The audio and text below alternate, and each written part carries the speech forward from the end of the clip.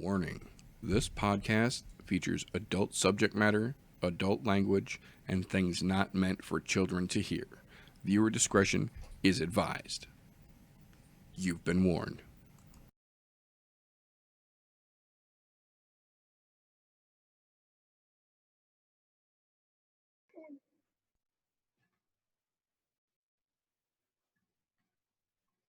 Oh, shit.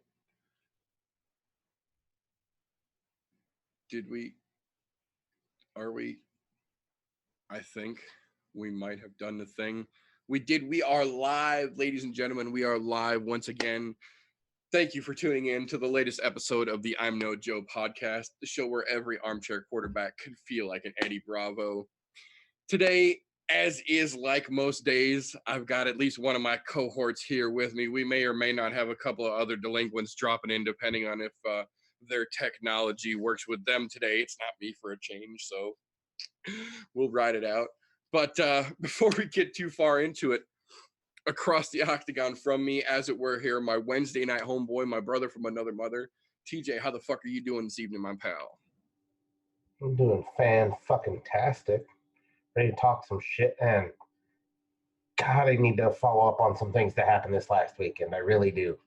Absolutely. There's some fucking major things that have been going through my head over and over and over since Saturday. So, yeah. Absolutely. Fucking excellence. Before we get into the meat and potatoes, as it were, of today's episode, the reason for today's show, the UFC on ESPN 5 / UFC Fight Night Newark, Lawler versus Covington. Fucking 900 character long name. Before we get into that, we will start things off as we like to do around here with a little news and recent events. A couple things I do want to go over here, and then I absolutely will yield the floor to TJ because we both agree that there are several things from last week that we definitely want to address here. But before we get to that, let me run down a couple of quick things here.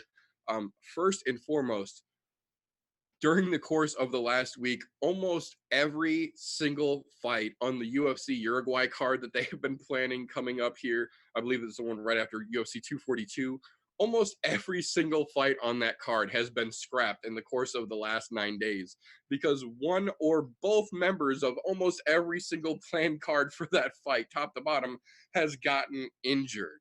One after another, after another. Literally, this entire card has fallen apart in the course of a week and a couple of days here.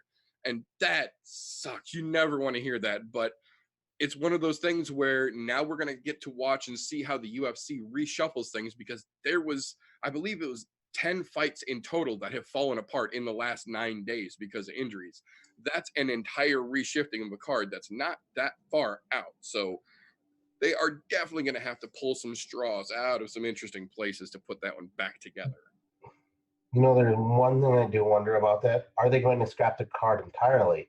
I'm doubtful that they will because I think that's one of their first in Uruguay, if I'm not mistaken. I believe it is. It's definitely so it's not something you can just scrap. Yeah. I'm sure when you're doing something like that as a first event in a new territory, you have to have a fucking backup plan in place. Although, albeit as many people have gotten injured on this card and scrapped, we haven't seen this many scrapped so far this year, I think. Yeah, that's true. As far as injuries are concerned, don't get me wrong, there's been a couple fuck-ups like, certain sugar trains that were derailed because their sugar that they were taking was not of the right variety. Right, a little too sweet. I'm just saying. But yeah, albeit from those, we haven't seen a lot of injury mixes on cards this year, which is, to be honest, we're into August now. It's August 1st. Right. That's fucking amazing in itself because normally there's like one or two every card guaranteed. And we haven't seen that a lot, which, to be honest, I think that was just fucking karma coming around to bite us in the ass. And here, bam, we're going to give it to you all in one fucking shot. Yeah, we got really spoiled early on in the year, so it's definitely starting to balance itself back out. It's a little odd to see that many in such a short fucking period. But that's when we get to see how the UFC brass really get to handle hot coals because, boy, there's some fucking juggling that's got to be done now. But speaking of interesting juggling and potentially dropped balls, A fight that has just been announced this last week that I am very interested to see how it shakes out. September 21st, the card will now be headlined as of the last mention by one Yair Rodriguez versus Jeremy Little Heathen Stevens. That has some interesting potential because if you go back and watch that Korean Zombie versus Yair fight, the Zombie was beating the brakes off of Yair right up until that moment at the very last possible second when the luckiest fluke of lucky fluke up elbows landed miraculously. And I don't see Stevens giving him that opportunity because I love me some Zombie, but the one thing I will say about Little Big Mouth Stevens is that that son of a bitch can put a real hard pace on you. He can put a lot of pressure on you real quick. And Yair likes to fight from distance. He likes to be rangy and have the ability to move around. And Stevens will put you in the motherfucking phone booth. He will box you in and keep you there until you start wilting. I don't know if that's going to work out in Yair's favor unless he puts some serious work in his fucking game between now and then. He's really gonna have to, because you know, uh, there's no way he can have lightning strike twice. Because look, at the end of that fight when that happened against Queen Zombie, he was in a phone booth. Yeah, At the end of that fight when that actually happened, that was the last ditch. I need to throw something. That was the he won fucking a $10 million lottery there and didn't even make 10 million for that knockout. Because literally all of his luck for the rest of his fighting career fucking gone with that bullshit. Yeah, he dumped the horseshoe for that. My hat's off to him for even thinking to do something like that, but you lost every bit of luck you have for the rest of your fucking career in one shot, because there's no way in fucking hell that ever happens again anywhere in MMA. Well, aside from maybe the movies. Right. Well, and least of all from him, because anybody that's watched his career for a long time, not that he's a slouch by any sense of the imagination, but that was something so untraditionally and unconventionally not Yair's style that there's no way that that's something that he's been practicing and then just thought in the moment to use. That, I agree with you 100%, was a fucking pure move of desperation. And I've got to do something here. I'm about to get my ass handed to me, and it just so happened to work. But you're not going to get that same opportunity with Stevens, I don't think. So that's going to be interesting to see how that one plays out. That's it. That was his blind squirrel finding a nut moment. That's what that was. I think he definitely poured the rest of that horseshoe out for that one. And I don't know if he's going to have anything left in the tank for Stevens, and he is definitely going to need it. Good God, yes. But speaking of odd matchups that we definitely are going to want to watch and see how they play out, they have announced, confirmed as of yesterday, last I saw, October 12th, Mackenzie Dern returns back to face Amanda Ribas. Now, Dern is very much still riding a hype train at this point in the game. Ribas, on the other hand, is coming off of a spectacular performance that we just saw from her not too long ago. So this might legitimately be one of the first times we're going to get a chance to see what Mackenzie Dern can do when you put legitimate pressure on her, because Ribas was an absolute animal in her last match, and she was absolutely impressive. And if she can put that same kind of pressure against Mackenzie Dern, who is not really the greatest under pressure unless she can get a good lock on you, and Ribas was pretty damn agile when she was out there last. So I don't know. That's going to be an interesting one to watch unfold as well. So we've got that coming up in October. What I want to know about that fight is, how's Mackenzie Dern going to come out after going through the trauma she just went through? And I'm saying trauma like this because birth of kid, that's a trauma. Doesn't matter who you are. Absolutely. You know, something that's 1,000 times the size of where the orifice it's coming out of. That's a trauma. It doesn't matter who the fuck you are. Don't get me wrong. Congratulations. Enjoy parenthood. But how are you going to come back from that? And how are you training while you're pregnant? Because, you know, that's 9 months off, plus your training camps that you have to do afterwards to get back to weight. Yep. I'm just saying that's a fucking tall task for anybody. So we'll see how she does coming back off that. I think that's going to derail her hype train, though, because I think that time off with being pregnant and not being able to train to the fullest, I'm sure she was doing like some Oh, light yeah, grappling or I something agree. I like don't that. doubt that she was sitting around by any stretch of the imagination, but I don't know if you could keep training while pregnant to the level that you need to come back and then go right Mm. up against somebody like Rebus. No, I know when I was training in Los Angeles, there was a lady who came to the gym. She's pregnant. She trained all the way up until she was about 8 months. Then last month, that's when she stopped grappling completely. Now she wasn't doing any rolling or anything, but she was in there to Right. at least going through the motions, getting the muscle memory and all that down. So I mean, who knows? She might have picked up a trick or two, like how to get off your tummy when you're a teeter totter. Maybe. You never know. Now, next little thing I want to mention here real quick doesn't so much directly affect the UFC, but it does affect a lot of fighters that we are fans of. Speaking about one in particular here, Rafael Carvalho, Bellator former welterweight champion, has decided that he is not only going to decline the title shot that Bellator offered him at welterweight, he is done fighting at welterweight now. He is going up to light heavyweight. He has decided that he is not going to make the cut to 185 anymore. He's going to walk a little closer to his natural weight, and he's going to play up at 205, even though they offered him the title shot. Now, granted, I don't blame him because the 185 belt is going to be very difficult to peel off the gentleman's waist that it's currently attached to, but it would have been a great fight for Carvalho. That being said, it's nice to see somebody in such a very high position in a title contention to go back and fight for what was once his belt, declining that because he doesn't want to make that cut anymore. He doesn't want to put that strain on his body. He's fighting a little closer to his natural weight. That's going to be very interesting to see how Carvalho looks at 205, cutting less weight with bigger mass on him. Downside to that, though, this is the same thing we've seen over and over, going from welterweight to light heavyweight lately. When you're going up, that's a big boy step up in competition, because those guys are dropping a lot of weight to get to 205. You figure anybody who is under that 265-pound limit can drop down to 205. Essentially, yeah.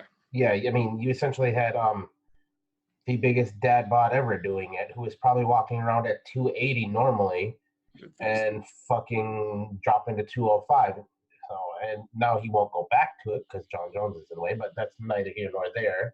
Right. I mean, you're taking on some really big bodies at 205. So my hat's off to him for doing that. And he's also showing the rest of the world that, yeah, we can just fight our normal weight classes. We don't have to fucking cut for all this extra bullshit.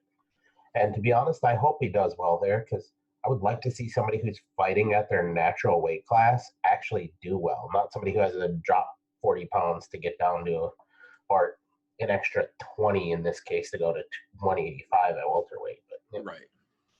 Yeah, no, absolutely. I honestly hope that he does really well, because he was a world shaker at 185. And to think that he was cutting enough weight that he's willing to give up a title shot to fight closer to his natural weight now because he's confident that he's better there than he was at 185. This, I don't feel like, is one of the situations, like you mentioned here lately with the UFC, where we've got Weidman and Rockhold and all these other guys that are making their move from their 185 division where they were doing good up to 205. This is a situation where Carvalho is a big dude and he's a smart dude and he knows how good he is at 185, and he's not where Rockhold or Weidman was down at the lower section of the stack. He's literally the number one contender being offered the title fight. So a dude that hard in the 185 mix still deciding that he's going to give up that 185, I hope it does set a good example. And I hope some guys who are legitimately still valid at 185 but aren't real 185ers will follow suit and start moving up, and we can start to naturally get rid of, not obviously all the weight cutting because that's always going to be a part of fighting, but at least a little more of it. Get it little back to a little more reasonable semblance of healthy as much as you can, in the sense of cutting weight to fucking punch each other in the face. Not to mention, if he does really well in this fight, he might just decide to bulk up. Exactly. And then, maybe he wants to cut the 30 or 40 pounds, but he'll still have that fucking yoke frame on him. Yeah. I mean, which would be scary because he's fucking huge at 185. Yeah, I mean, if he decided to bulk and mass up for 205, that's a scary motherfucker. Fuck yeah, he is. I'm saying, I hope he does well because I think we need that. Because after watching, well, God, why am I going to say this? After watching Rockhold move up, somebody who was decent at welterweight. Yes. And I'm not going to say he was the champion. greatest. He, yep, he was champion fucking UFC as well. Yep. Yeah, he touched 2 different belts at 185. He was legit at one He was point. legitimately a good fighter. However, I didn't like him as a person, and he's a overly cocky cocksucker, but that's neither here nor there. I'm speaking purely on the fighting aspect of things. He went from being a very solid fighter to going up a weight class and just absolutely getting fucking decimated by, um, no offense here, but right now, a middle of the road fighter. Because dude was ranked number 6. Don't get me wrong, that knockout definitely pushed him up in the rankings. Oh, yeah. But at the time of the fight, he was ranked number 6 in light heavyweight. Yep. And what did he get out of this for going up a weight class and feeling cocky about? I feel great because it's a less weight cut. I can eat. Got his fucking jaw broke. Literally. Yeah. Literally got his jaw snapped. So, I'm just saying, that's a scary jump from 185 to 205 because there's a lot of power difference there. Yep. And not to mention, you could see the size difference between Rockhold and who he was fighting. Yeah, Blachowicz is a gigantic gorilla, and even at 205, Rockhold looked like a skeleton compared to. He looked. It was like putting a Suzu pickup up against a goddamn Chevy Duramax. They looked completely out of place, and we knew who was pulling that win. Yep. Well, and from there, speaking of giant, scary motherfuckers, that brings me to the next gentleman that I want to mention here. BKFC, Bare Knuckle Fighting Championship, has announced their headline fight for August 10th, the BKFC 7 event. Melvin Gillard is making his debut into BKFC.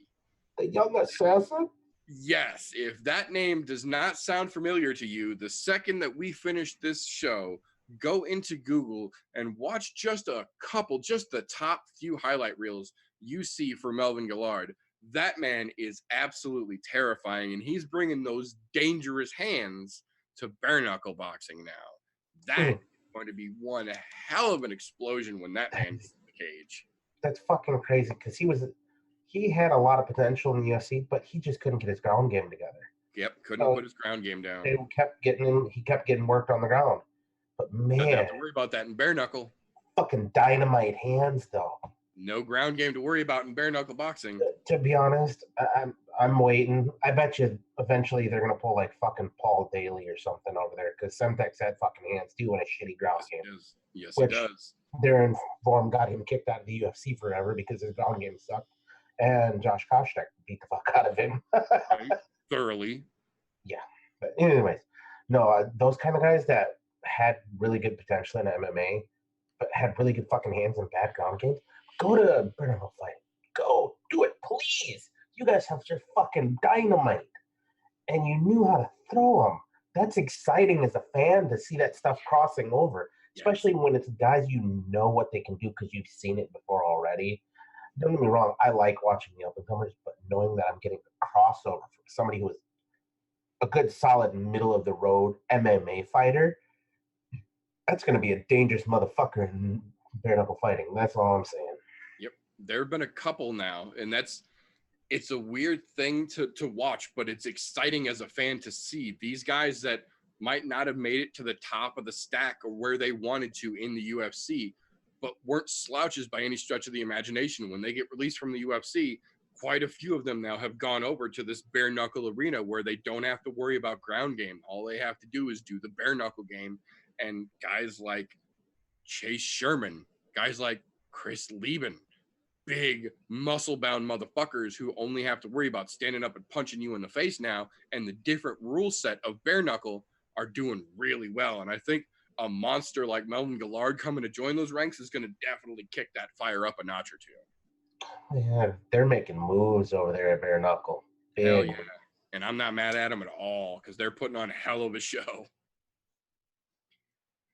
So the next thing that I feel compelled that I have to mention, even though I really, really don't want to, but it's one of those fucking weird things that it, should it actually come to fruition, deserves to be talked about. Colby Covington officially invited Donald Trump to this weekend's UFC Newark card, and Trump, as of yesterday afternoon, confirmed that he would be attending. There's no way in fucking hell he attends. I agree, and I genuinely, honestly hope he does not. But on the off chance, because weird shit like that is very much Trump's forte, so on the off chance that 45 does show up in Jersey, it was by the actual invite of Colby Covington. Dude, okay.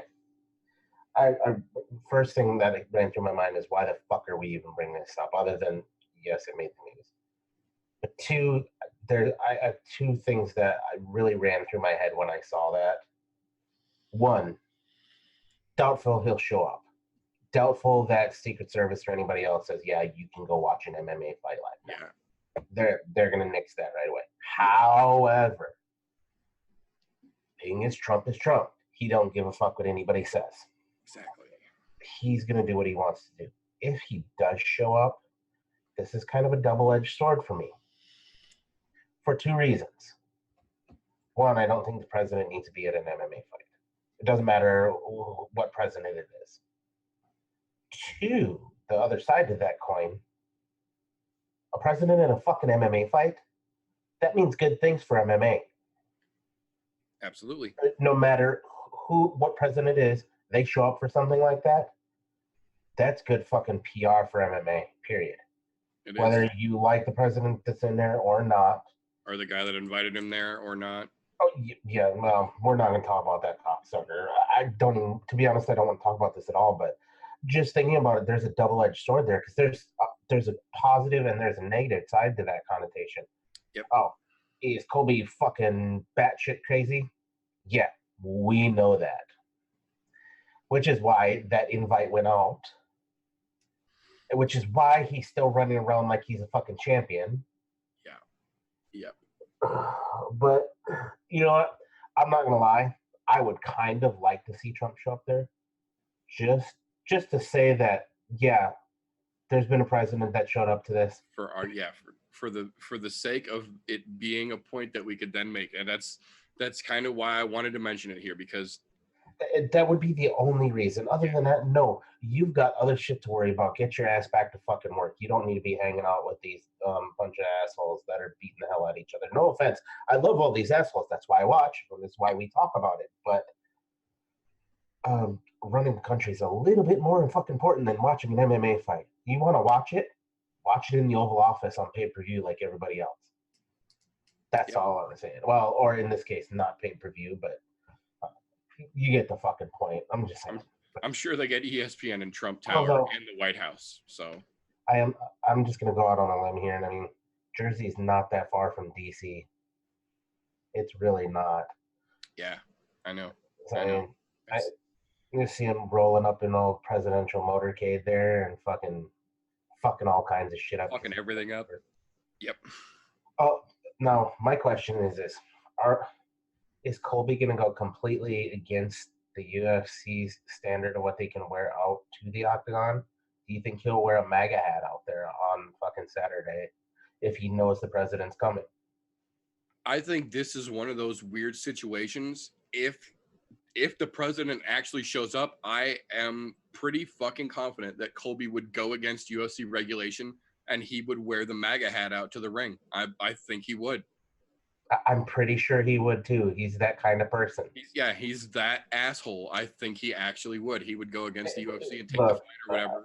As crazy as Colby is, I'll give him this.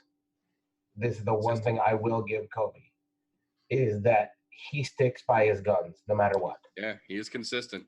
So you don't have to worry about him being wishy-washy. You know exactly what you're going to get from the guy. Yeah. Which is fucking fantastic. But to be honest, I wish this would not have made the news. I agree. I agree. Look, if you're gonna do it, you do that shit in private. In the DMs, yeah, not on You, fucking. you slide into old Trump's DMs because I'm sure you're on the list now. You slide Oh into yeah. the DMs there. Yeah, hey, why don't you show up? And when he shows up out of the blue, nobody knows that it was Kobe. I mean, we can all put two and two together and know that it was Kobe, Right. but not doing it in public, we wouldn't have known. So we would have had to speculate. I would have much rather had to speculate about that than actually talk about this bullshit. Yeah. Don't get me wrong. I like the idea of inviting presidents, but they've got better shit to do. Right. But moving on from there.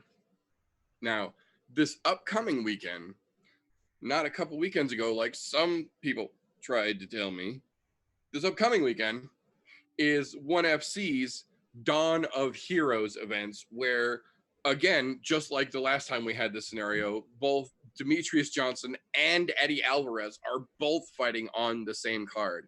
Now, Demetrius is now fighting at 135 with no weight cut. So he is holding his natural bantamweight status over there in ONE FC. The gentleman he is fighting has a 21-10-2-1 record and is now on a win-loss variant coming off. So he doesn't have an easy guy up ahead of him, and he's got a guy that's looking to try and hold some sort of a win streak. That's going to be a tough fight. But then you look over at Alvarez's opponent, Edward Fuliang, 21-7, and used to be the welterweight champion in his previous organization, and just in the last couple of years has started cutting down to 155, where for some reason Eddie thinks he can still hang. And I watched a couple of the highlight reels. This guy's fucking legit, and he hits like a tank. And if Eddie's last outing was any kind of an indication, I genuinely hope that Frankie Edgar has been putting this motherfucker through his paces in the gym and getting him ready, because this is realistically going to be one of the toughest fights that we may have seen Eddie Alvarez take since becoming a pro. So ONE FC definitely has some absolutely top fucking class, world caliber athletes over there. And it's interesting to see how guys like Demetrius, who are absolutely doing well over there, but not nearly as easy of a glide as it seemed when he was in the UFC. And then guys like Eddie, who in their prime were absolute fucking world breakers as well, and came over to ONE FC and have just been getting ragdolled over there by the guys that they've got. So if you're not following ONE FC, they are putting on some spectacular combat and bringing in some names that are internationally recognizable and putting them in seriously tough fights. So this weekend, it's actually on Friday. It's on tomorrow. So that, if you're looking for something to get you warmed up for Saturday's event, is an excellent thing to consider, because there's going to be some fucking fireworks on that card. They don't just do regular MMA. They've got some Muay Thai matches on there. There are some kickboxing matches on there. They do everything all on one card. So if you're looking for a little warm up to this weekend's UFC Newark card, the ONE FC Dawn of Heroes card Friday is absolutely something I would recommend everybody keep an eye out for. You know, that's going to be a good one. I'm excited to see that as well, because man, so although I'm going to have to switch channels this weekend, because they do have a live practice of the Packers on that I have to watch on Friday night. So Oh shit! I kind of have to flip back and forth there. But by the way, no, ONE FC, they're making some fucking big moves too. Those, and what's, you did make a fucking fantastic mention. Neither one of these guys have had an easy go over there. No, Demetrius is not. Fucking neither is Eddie Alvarez. And watching that makes me wonder how bad were some of the people that they were fighting in the UFC, where they looked fucking fantastic. well, and to that point, another weird nerd MMA flex here, but I was watching the Rico Verhoeven interview with Joe Rogan the other day, and he had mentioned that some of these guys from ONE FC, that ONE FC itself in Asia has something like 10 times the market, 10 times the views, and 10 times the popularity over there than the UFC does over the course of the world. Like, they've got a bigger production, they've got more fighters, and their just overall reach is something like 10 times what the UFC's is. But because the UFC is so predominant in the USA, we don't really get to hear a lot about this until we get guys like Demetrius and Eddie that go over there, and then we see just like this. You know, because then they start picking it up on stuff like Sports Center and shit like that, where they start talking about that because they know how big that name was. So that's smaller promotion, and allegedly is fucking. They have a deep well of fighters over there, like, Fuck way yeah. deep, especially in the weight classes that those guys are in. Yep. You look at compared to the well that's in the UFC. The UFC's well for, well, let's just say bantamweight and flyweight alone, Right. not that fucking deep. There's a reason why you have Cringe Hudo fucking running 2 divisions right now. Unfortunately, potentially 3, allegedly. You know that dude can go take his shiny gold medal and stick it up at his ass. That's all I'm saying. Oh, But he's got a gold medal? I hadn't heard. I didn't say what kind of medal it was. I just said a shiny medal. You know. Yeah, but if it's gold, it's gold. Whatever it is, hopefully it doesn't come out shit stained when he's done with it. But no, Right. that definitely tells me though that there's deeper divisions elsewhere where a lot of these guys, because they don't get the coverage, they're not getting signed in the UFC because we have garbage, fucking trash, like people who shall not be mentioned getting signed instead because they're on the USA front versus internationally. Hopefully that changes though once those UFC fucking training areas open up in fucking China and other parts of Southeast Asia there, where you're going to start getting more of those. Because it's been an ugly thing otherwise. Because those divisions, I've lost interest in them. I was saying right before we came live, Yep. the flyweight division, I've lost interest in through the UFC. It's not exciting to me like it used to be. Yeah. Even the bantamweight division is getting that way. There's still some fighters in there that, yeah, they'll trip my trigger watch, but for the most part, those divisions in the UFC, no offense to any of those guys, because they've all made the big show. Right. It's just not interesting anymore, and I think part of that is I don't think the UFC is promoting those 2 divisions as well as they should be. They're cherry picking 1 or 2 fighters out of those divisions, and they're promoting them, but not promoting the division. Because everybody wants to see middleweight, welterweight, light heavyweight, heavyweight. They want to see knockouts. They want to see shit like that. Look, they I get want it. the knockouts, exactly. I get it. That stuff sells, but dude, you guys go watch a good flyweight match. Go watch a good fucking bantamweight match where those guys don't stop moving. Yeah. They just keep going and going and going. Oh, fuck, even look for example this last weekend, Max Holloway and fucking Frankie, man. Frankie. Those 2 did not stop moving for 5 fucking rounds. They kept going and going and going. Yep. It's those types of fights that I really enjoy. They may not have gone to the ground, so you didn't see a lot of scrambles, but that was the kind of fight you want to see. That's the thing that Bantam and flyweight do. Yeah, that was a bantamweight war or a featherweight war. Yeah, and I'm going. It kind of a saddening thing to see that the Bantam and flyweight divisions have just gone to shit. The only bantam and flyweights I want to watch now, women's divisions. Fuck yes. Because they're way better off right now than the fucking males bantam and flyweight. That's all I'm saying. Yeah. But that's where I feel about that situation. And way to go, ONE FC, at having such a fucking deep division. My hat's off. I love it. Well, and to touch on a point that you made there earlier, just like a certain asshole who will remain nameless because I don't talk about that piece of shit on my channel other than making reference of him for a situation like this. Another case that can be made in the argument that several of us share in that piece of shit should not be in the UFC is a perfect example illustrated by this week's latest news from a fellow Dana White Contender Series winner from earlier this month. Tricoli won by decision, which Dana has mentioned several times. He won't be giving out contracts to guys who don't get the finish. Bullshit. Didn't get the finish, still got his contract. And then turned around and immediately pissed hot for steroids. Didn't even get his first match in the actual UFC because he pissed hot for steroids, for an in and out of competition sample, both confirmed. I just want to say, in case anybody missed it, that was my surprised face.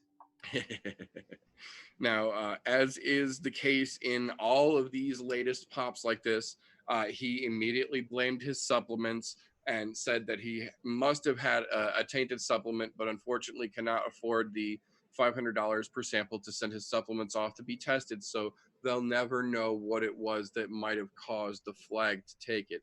But he's not disputing it at all and was officially released from the UFC before ever getting to compete one time. Now, this is a perfect example of what I keep saying over and over and over again. I understand the principle of what used to be the Tuesday night is now the Dana White Contender Series because it's a catchier fucking name.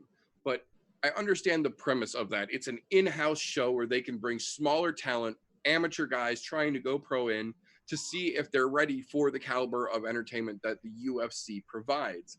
At the same time, ever since this fucking series was created, every time a guy gets a spectacular win or gets, a big finish or gets a contract for a good fight on a Contender Series event, they act like it's a guy who's been in the UFC for a decade beating another legend who's been in the UFC for another decade.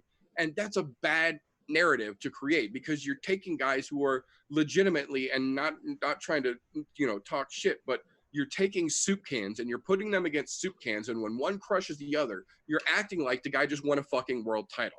And not only does that set a bad precedent for casual fans and for the newer fans seeing this, thinking that, this guy's the greatest shit since sliced bread. No, he just beat another fucking soup can. But then on top of that, these guys get it in their head that they're fucking world breakers because they just beat another soup can in a soup can versus soup can audition. I understand the premise of the show, but the way that it's being handled is creating assholes like Tricoli, who pissed hot immediately and then downplayed it, and he who shall not be named, who got a win against a big fucking soup can on the Contender Series and was given a contract and has fought relative soup cans since he's been in the fucking UFC. Stop letting soup cans be treated like they're fucking legends because they beat another soup can. That's what the Dana White Contender Series is seeming to be, what it's all becoming now. And it's even contradictory to the extent that even Dana saying, if you're not going to go for the finish, if you don't get the finish, you're not going to get a contract. And then signing fucking cheaters like this. Why are we still doing this shit? Why are we filming and trying to make a thing out of this, but you won't push Ultimate Fighter anymore? I don't fucking get it, man. Here's the one biggest problem I have of the recent event with Tricoli. Why, if you say I can't afford the $500 to send in the samples, you're fucking lying. Number one, you might not be able to have that money, but you know what? If your career and that goal you set for yourself as the UFC depends on it, you will beg, steal, fucking borrow. You will rob Peter to pay Paul to get those samples in there if you think that was what would cost it. When you say you don't have the money or you can't afford it, that is a fucking cop-out answer, which tells me you were fucking juicing. You got busted. Guess what? I wish they would have caught your ass before the Contender Series so you didn't have that fucking opportunity because you wasted it on somebody else who could possibly have gotten that shot. Yep. Now, the biggest problem I have with this Contender Series bullshit, they're treating these guys like they're fucking the new next star in the UFC. No, you're fucking not. You are a soup can who beat another soup can who needs to go fight more soup cans, not get thrown into the limelight. There's a reason why Tricoli, I'm going to say it now, fuck it, the whole name, Sean O'Malley, fucking popped hot, coming off Contender Series. Twice in a row. Twice in a row at that. But no. For that kind of shit, why? Why are we doing this Contender Series? Go back to the Ultimate Fighter. Put those 15 guys in under fucking 20 guys in a house. Get 2 coaches in there and their teams. Let them duke it out for fucking 12, 18 weeks. Whatever you guys want to schedule that out.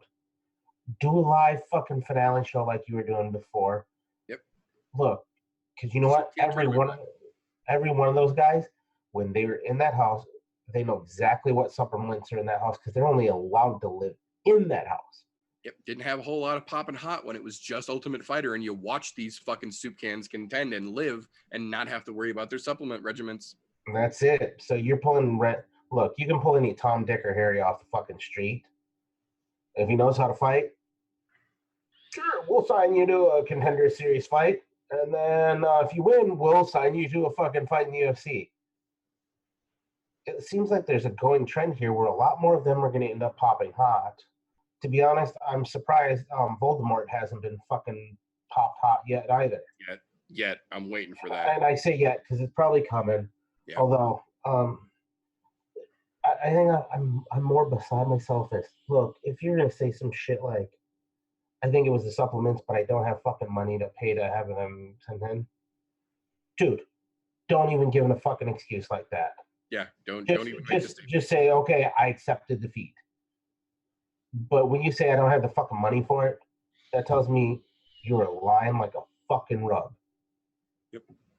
I'd gladly wipe my fucking feet on you while you're laying on the ground right now. That's what I'm saying. But, you know, that's an overhyped series. I think it's fucking stupid. Don't get me wrong. I like the idea. I like the premise behind it. Exactly. The premise is fucking fantastic. You're giving some guys that are relative nobodies.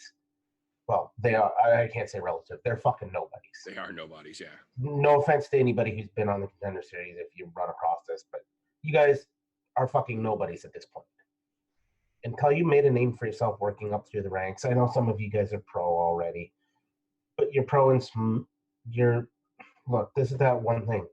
You're a big fish in a little bitty tiny pond. You're fighting another big fish from another itty bitty tiny pond. You two clash.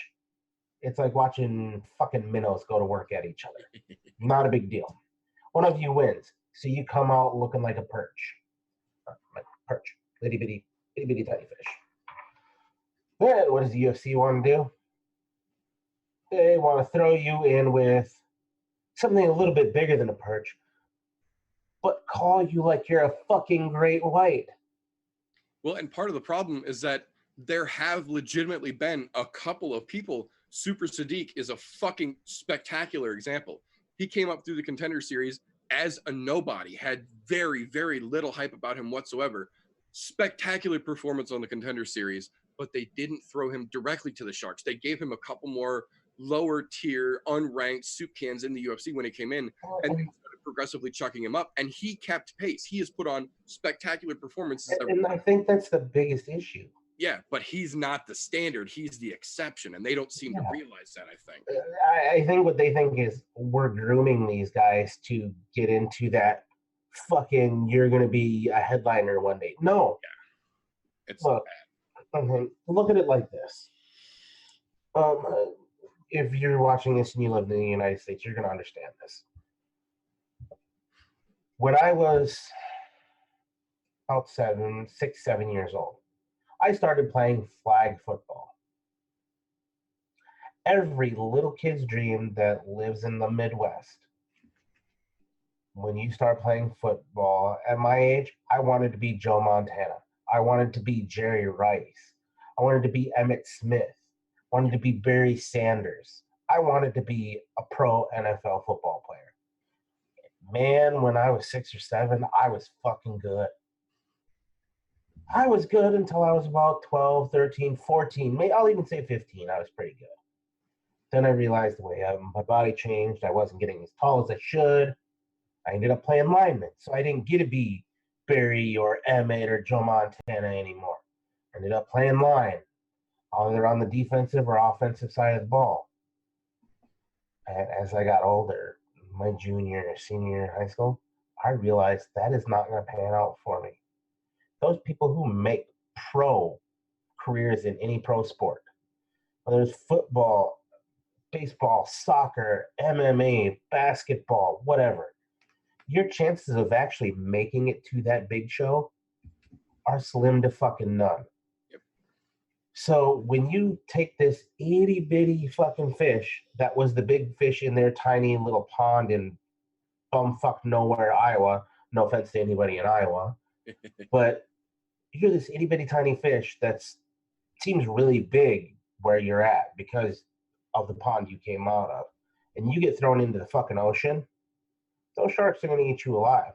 The problem with this is they think they're going to groom this itty bitty fish to be able to take out these big sharks. No, it doesn't always work that way. In fact, 99 times out of 100, that motherfucker fails to even take his first breath before he's eaten alive.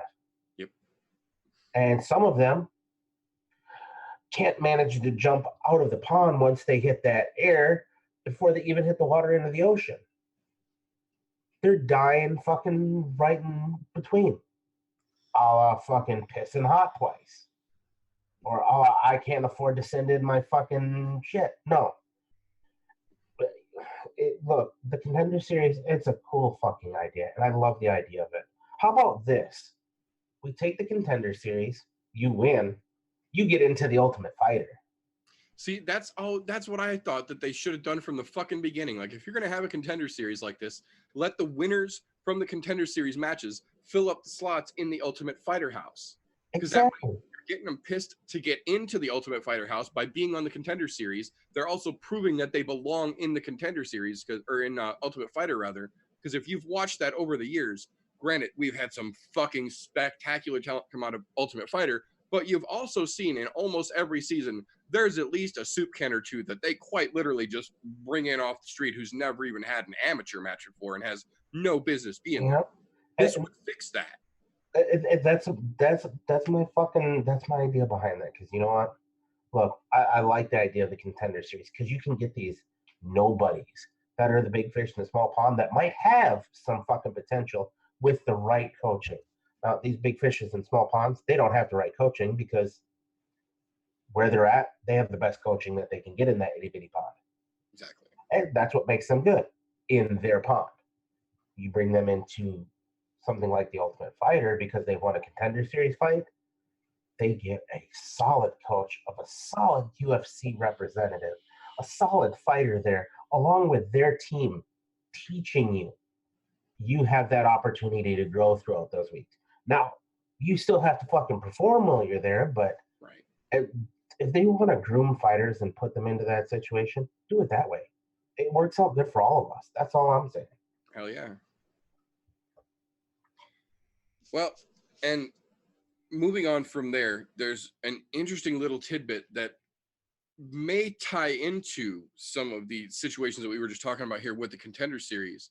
The ABC, the Athletic Combat Sports Commission, the rule set creators essentially for all of combat sports, had a meeting this week and unanimously passed a new amendment to the rule set determining and establishing the status for what determines a grounded fighter to be. The rules have officially been changed by them. Now it's just a matter of these new rules being adopted by the various commissions. The rules have changed to conclude as such. A grounded fighter is now considered any fighter with more than just the balls of his feet touching the mat, but more than just his fingers. So you cannot lean over and just put your hands on the ground and be considered a fighter. But if the palm of your hand is flat against the octagon, as well as both of your feet, you are considered now a grounded fighter and cannot be kneed or kicked to the head. I like that because there was a lot of guys who were playing the finger touch game as the rules were starting to be adopted and starting to be changed. That's not a fucking thing anymore. It specifically says in the new rule, a fighter with his fingers and balls of feet touching the floor would not be considered grounded, must be at least his palm. So you can't play that fucking game anymore. Either you're leaned over far enough to where you shouldn't be struck like you were grounded, or you're not. If you've just got your hands out, you're not fucking grounded anymore. Just touching fingers isn't going to save you anymore, and I like that ruling. I think that's going to be implemented very quickly because that's not a huge change to the rules. Yeah, but it will make a huge difference. And it takes away that bogus tap fucking bullshit game.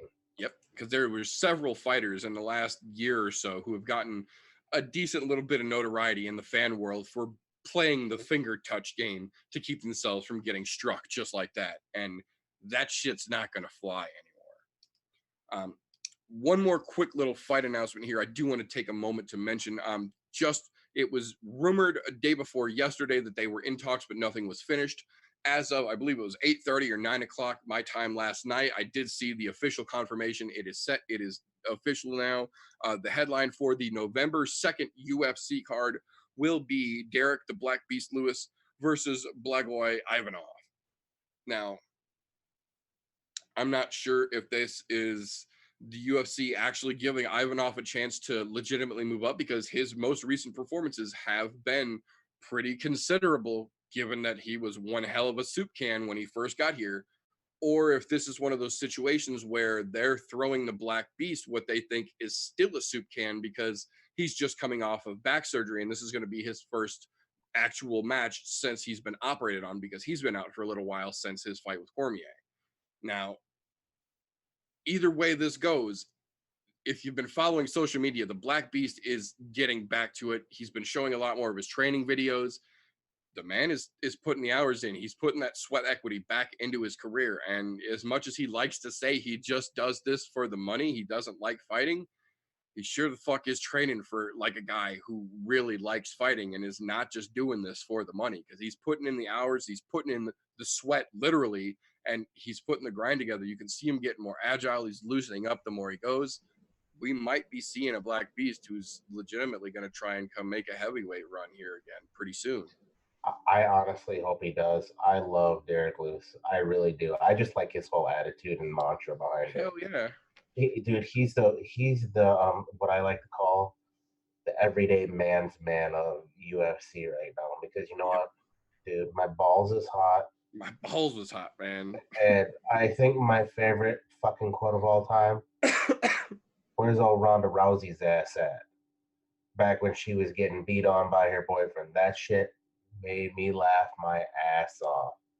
Not to mention, I hope he's doing better after back surgery, because I know that was affecting a fuck ton of his performances. You could see it in some of his fights where his back would go out, and that was fucking all she wrote. So it'll definitely be a good, solid thing to see him come back. Although, Ivanov, that's a fucking tall task right now, dude. Coming off of back surgery, Ivanov is not a soup can anymore, in my opinion. He's a good, solid, middle of the road fighter. I think he's up to the Derek Lewis level? No, but I think he's hovering right around it there. I mean, Lewis had a good fucking run at the title, although the UFC did kind of fuck him, throwing him into it early before he wanted to. But you know, they did back that dump truck full of money up and fucking pull it out. Now you're saying he's been training a lot. Yeah, of course he's fucking training a lot. He probably feels a lot better. That's probably why he wasn't training so much before. And dude, look, whether you do it for the money or not, you got to pay for that expensive ass back surgeon.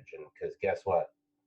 If you're doing this as a living, you went to a very pricey doctor who Yeah. knows very well what they're doing. And so I'm sure that dump truck full of money that they gave him to fight Cormier may have just barely covered the bills on that. So he's got to put some more in the bank to keep it old mama happy there. So that way he can, as he would say, get ready because I'm going deep, you know? Right.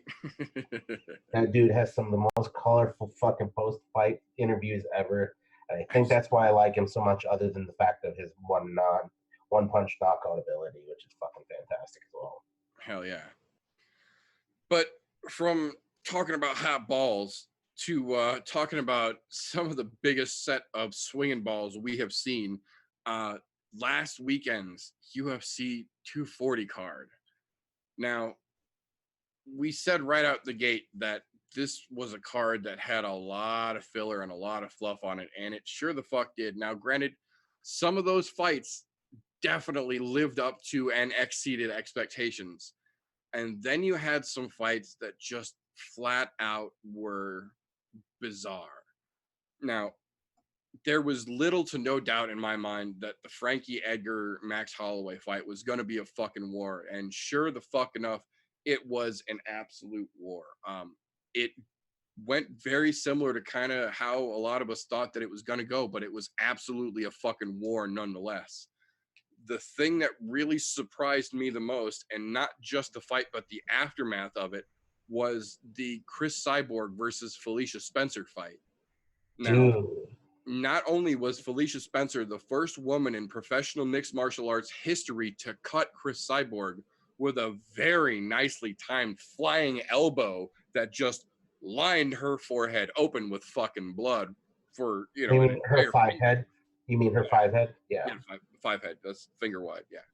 But she stood there and took every single power shot that Cyborg threw at her for 3 full rounds, never once looked rocked, never once looked in danger, kept pushing forward and putting the pressure on Cyborg, landed odd combinations on Cyborg, had her on her heels several times, was putting Cyborg in some of the most compromising positions I remember ever seeing her in a fight pre-2009, of course.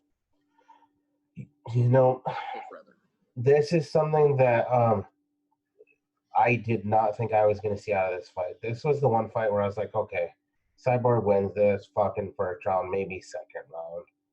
But I did not see this going this way. Look, I want to say this.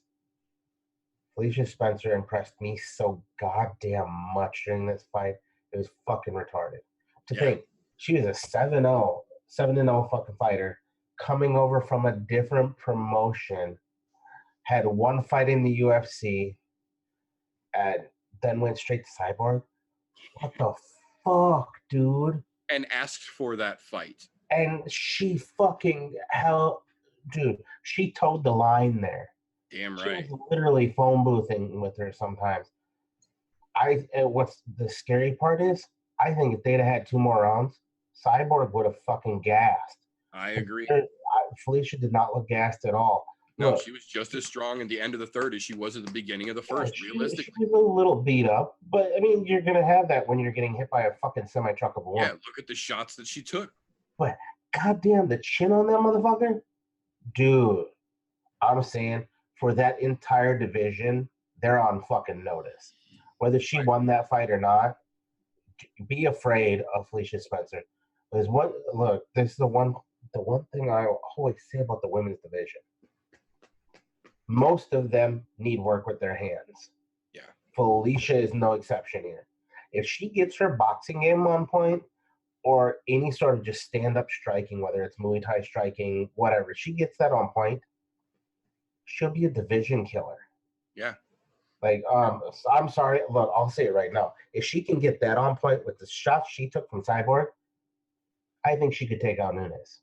Yeah, at 145, I agree. And at 145, yeah. She puts together a little bit tighter striking, gets her defense a little bit cleaner, gets her striking game a little more on point, as strong of a fucking chin as she's got. And if you watch her highlight reels, she took over the 145 division in Invicta when Cyborg left to come to the UFC.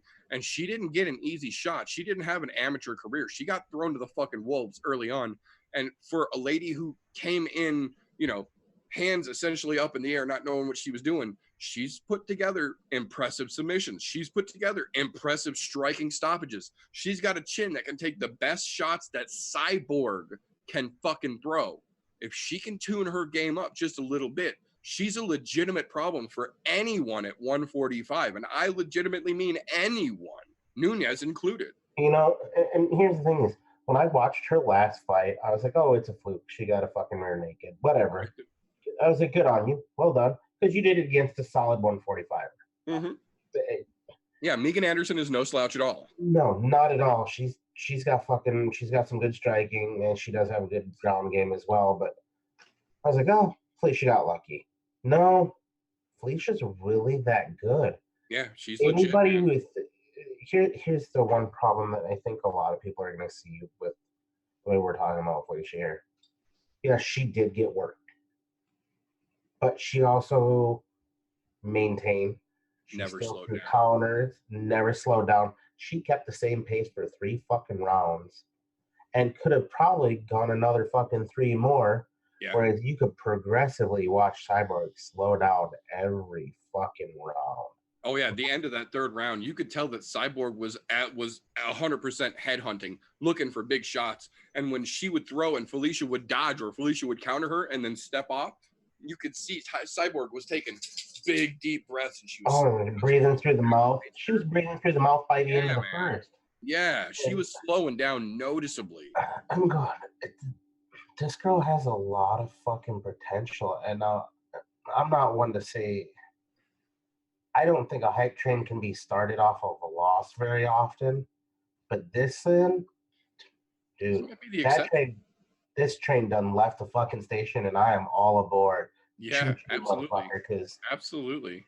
she put on a fucking just amazing performance, showing that yes, it is possible to have a chin in the women's 145 division and take the best shots of the best one of the best 145 strikers out there. Oh, I just I don't know any other thing to say, but please find yourself a better striking coach because Canada is not doing you any good right now. No, I believe from the embedded they were talking. Her and her fiance have bought a new house that they're going to renovate. I want to say it's in Florida. I Are they believe going? she's coming to ATT. I was going to say, are they going to American Top Team? If I that's the think, case, that's yeah, a good solid camp for her. fuck And yes. dude, man, I'm just saying, 145 is going to be a completely different division, especially now that Cyborg right now is kind of testing the waters of free agency because Yep. she wants something that she's never going to get, which is an apology from Daddy Dana because he don't do that. Well, and to be fair, not that I endorse her, I want an apology from Dana bullshit in the least bit. This is the fucking fight business, not the be nice business, as he Yeah. likes to say. At the same time, to her credit, as big of a name and a draw as she is right now, realistically, I don't think she would have any fucking problem whatsoever, Cyborg, going over to PFL and handily dethroning Kayla Harrison and taking home $1 million at the end of this year for the PFL season. Oh yeah, easily, and that's a for That's her. a guaranteed million. Yeah, that's a no-brainer. Go fucking sign up. Get the fuck out. Don't get me Don't wrong. yeah. Don't play that apology game. Play that show me the fucking money game. Here's the one spot where I will step in and defend her on this. As a fan, I want to see Dana apologize for two reasons. One, just to see that he'll actually fucking do it, and two, I want another Cyborg Nunes fight, and that's just me being fucking greedy. Yeah, it would. I'll tell you what. I don't think it would be anything close to the same as the first one was, but I think a Nunez Cyborg 2 would be a hell of an exciting fight nonetheless. Oh yeah, I don't think it's gonna have that same first round fireworks, but the build up and the fucking fireworks that you're gonna see out of that fight, if it was anything like this Cyborg Spencer fight this weekend, oh Jesus! Maybe I'm just being a greedy fucking fan. That's all. I'm just saying it should be interesting, but in all honesty, here, not talking about Cyborg at all. No offense, fucking love her. She did a fantastic job this weekend and had one gnarly cut on that five headers. Hell yeah. Felicia Spencer, though, that girl earned a fan. She earned a loyal fucking fan on that one because to take those shots from her and keep just pushing straight through, she was Marched. beating them and just fucking soldiering on. I really hope that is the case that their house is down there in Florida and they're going to Old American Top Team because she'll get some solid, good striking out of that. Fuck yeah, they'll tune her up. But anybody who's in 145 better have watched this fight and taken notice because the division is unnoticed whether she lost or not. Because now with Cyborg not being here, who knows? I have a feeling could we see another Invicta fucking takeover? Right. Well, and the thing with Felicia is she made 145 without having to cut much weight. She's a natural 45er, which means she can get her shit together at 145. There's very little reasons why she couldn't just make the 10-pound cut and go start dancing around at 35 because the 145 division isn't that big. If she comes in the way that she did against Cyborg, against the other ladies that are fighting at 145, she could have a very short but very great run at 145, but that sets her right up to make that small cut down to 35. And there's a whole lot of ladies at 135 that would make some very, very interesting matchups with what we saw she could do against Cyborg. So I agree 100%. Not always is there a situation where a hype train can be made from a loss, but I think Felicia Spencer is absolutely stepping up to become an exception to that rule. And I am all aboard that fucking train as well, because that girl has got some fucking serious potential here. I'm just saying, those other girls right now for her are shark bait. Yeah. She's swimming in deep waters, and those guys just got their toes in the sand. They don't know what's about to hit them. Yep. But moving on from there, this will bring us, before we get into the meat and potatoes, we will go to what we introduced last week and a new little segment here where we don't just listen to the nonsense that the hardcores like TJ and I will spew for you here. We give you an everyday person, a regular folks' point of view here, and a little segment that we like to call Casual Corner. And when we bring in the Casual Corner, we bring in my favorite casual fan, the one and only Miss LUMI. You're a Miss LUMI. Usually. No, we're good. We're good. Wait, There we wait. go. I brought in props. Uh-oh. So you're on par with this weekend's fights, I see. Kinda. Let's see. So now I know that you were looking for some interesting tidbits here, and I know that you came up with a couple. So why don't you let us know what kind of fun things that you found as a casual this week? I actually won a couple of my thoughts on saying who was gonna win. Really excited. I was really impressed with Felicia Spencer. I don't really like the way she acts for her interviews, and that's my issue with her. Like I like the quiet, humble type. So if she works on that, but yeah, I definitely agree. She looks like she's a force to be reckoned with. If she lasts that long with Cyborg, how many people can say that they've done that? Exactly. She's the third woman in history to take Cyborg to decision, so that says something unto itself. And the Max versus Frankie thing, called that. Really excited. And the Price dude called that one. I don't know which other ones I called because I kind of dozed off during the fight, but I called a couple of them. You did. You did. Yeah, I really liked that last week's fight. This week, oh my god, the research was unbearable for this fucking Covington. I literally wrote in my notes, can suck a dick.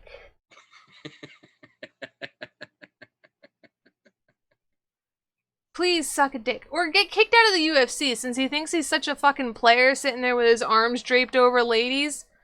Catch a fucking STD and get the fuck out. You little pompous bitch. I hope he gets his ass kicked. Absolutely. So, Covington, I hope you go down.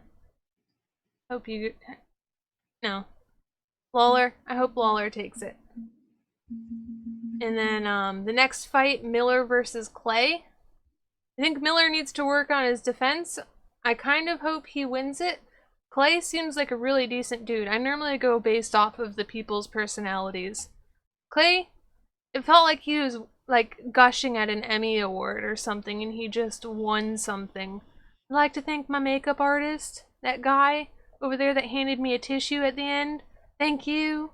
Happy birthday to you and your mom and your mom's mama. Shut up. It's nice being humble, but shut up. So, those were my picks. Not bad picks at all. This weekend's main and co-main event has 4 very notable gentlemen, and it is definitely going to be some interesting matchups. I agree.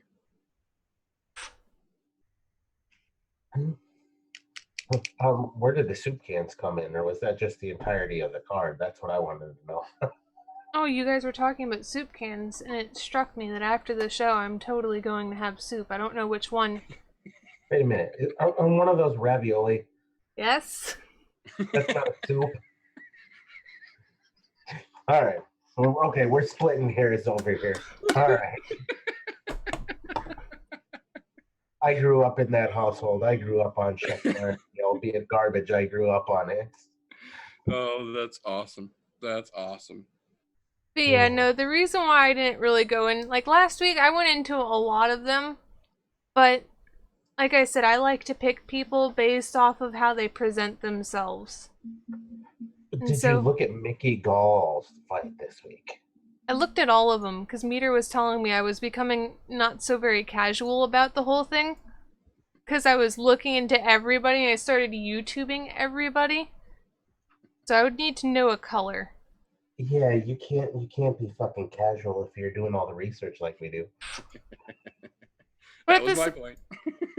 But at the same time, like, I don't pick people based off of their looks or their skills. I pick people based off of their personalities. So it makes it really hard when you're looking up a bunch of people that aren't very well known at that. That's true. To be fair, for the most part, LUMI makes her predictions and her fight picks based off of people's walkout videos and the pre-roll videos that they show before the fights. And I had to tell her that in a lot of these situations with both last week's card and this week's card, you're not going to have a whole lot of walkout fights or a whole lot of screen time, if any, for a lot of these names, because a lot of these fights are filler and a lot of these fights are either debuts or nobody. So see if I could find it though. I guess I could give like skill picks if we're gonna go with the non-personality picks. I'll go main card. Here we go. I'm not even gonna look at Covington. I just hope he gets his fucking ass kicked in. Jim Miller needs to work on his defense. I noticed that a lot of his problems seem to be with defense. The other guy, I didn't like that he has 43% decisions where Jim Miller has 33. I think if he worked on his defense, he might be able to do something with his life. Maybe. He also looks like a very weird version of Arrow from the comics. Anyways, back on to the other people.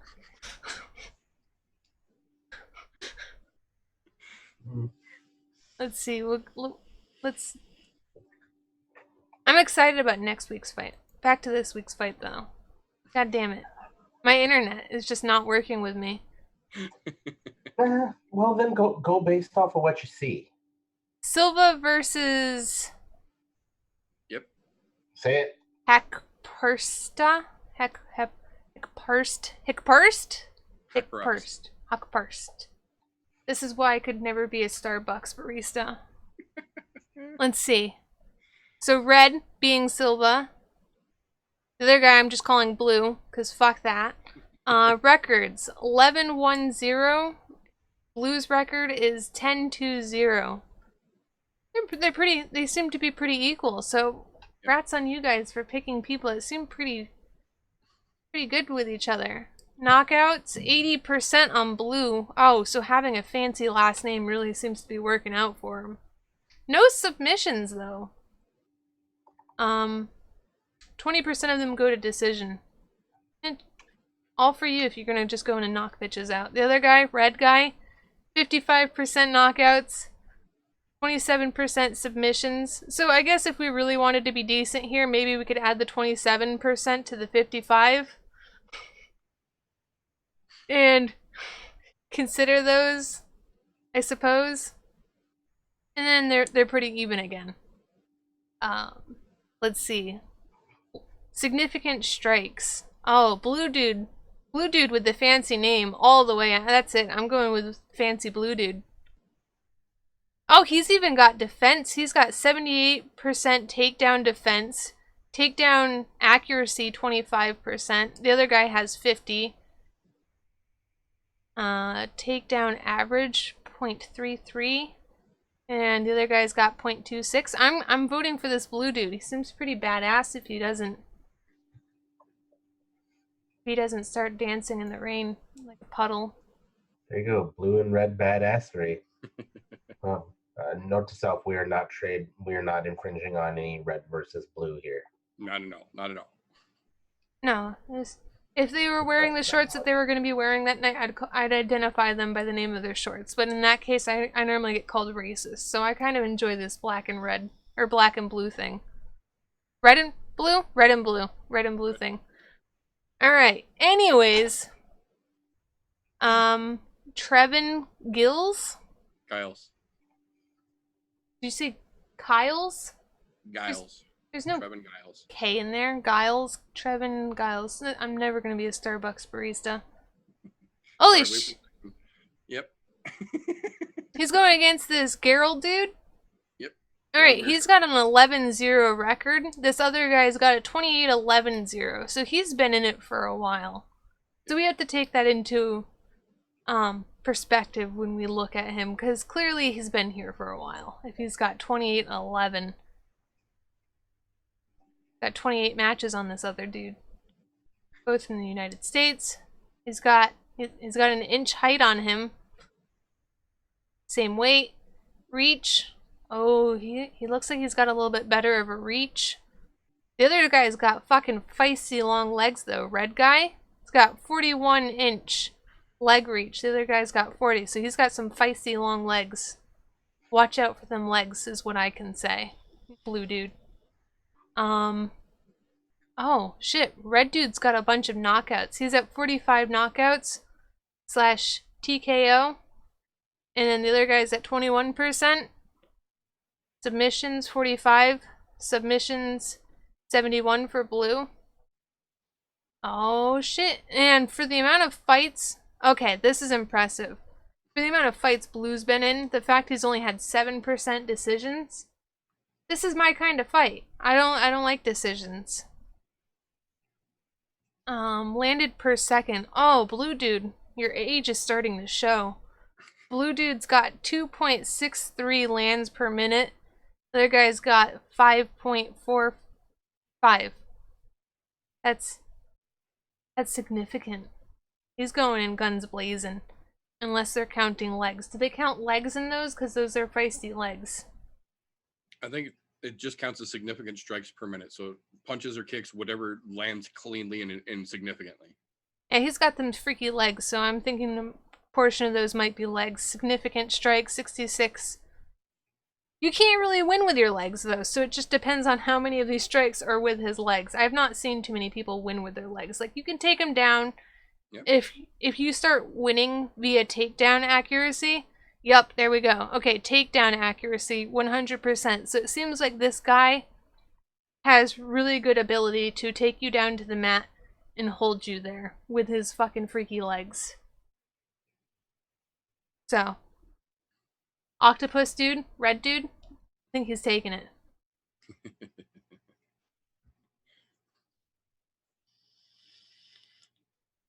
Should I keep going on with these guys? There's only one more. Like a little baby Jackie Chang. Dong Hoon Ma. Dong Hyun Ya. Dong Hyun Ya. Yeah. Versus Scott. Okay. He's impressively tall. Wow. 5'11". Oh, but his record doesn't look so pleasant. 16-9-3, where Scott being red, Dong blue. Let's see, Scott's 12-3-0. Blue is 16-9-3.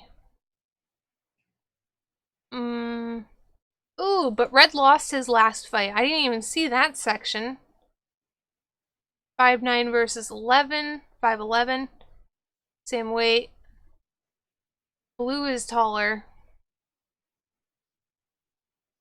That gives him a little bit of advantage over this guy. They weigh the same, but he's a little bit more... For reach-wise, it gives blue an advantage. Although it looks like red, when you go down to significant strikes, he makes his smallness well known by getting up in your face, which I think a lot of small people have to do. If you're going... It's like bringing a knife to a gunfight. If you're small, get in there. Fucking take him out. So landed per minute, red dude has 4.36, blue dude 3.77. And given that he has an advantage in his height, I think that's pretty crappy. Like, what do you do? Just hop around and avoid most of the fight? I don't know. Significant strikes, 51 versus 45. He's not using his height to his advantage. Absorbed per minute, 3.41 versus 4.5. Red dude's got defense, blue dude's got defense. I'm going with Red Dude. I think Red Dude's gonna fucking get up in there and that squiggly dude and be like, peace, good night, snuggle time. How many more is there left? That's it. That's the main card. Okay, that's it. What now? Apparently, my neighborhood's going crazy. You got fire trucks and sirens running down the road. Way to give us the rundown. Now, for anybody who doesn't know, those were stats. You got some statistics going on there. Enjoy the rest of the show. Your casual's out. Thank you for your contribution. Thanks, Basic Casual. We appreciate it. So that will bring us into our meat and potatoes of the episode, as it were. That will bring us into our breakdown of the UFC Fight Night Newark / UFC on ESPN 5 Kohler Covington versus Lawler. Just too many words for a fucking I title. thought you were going to say cholera. I mean, it kind of feels like cholera because my insides are just going blah when I try to run the fucking name of this episode down. Jesus.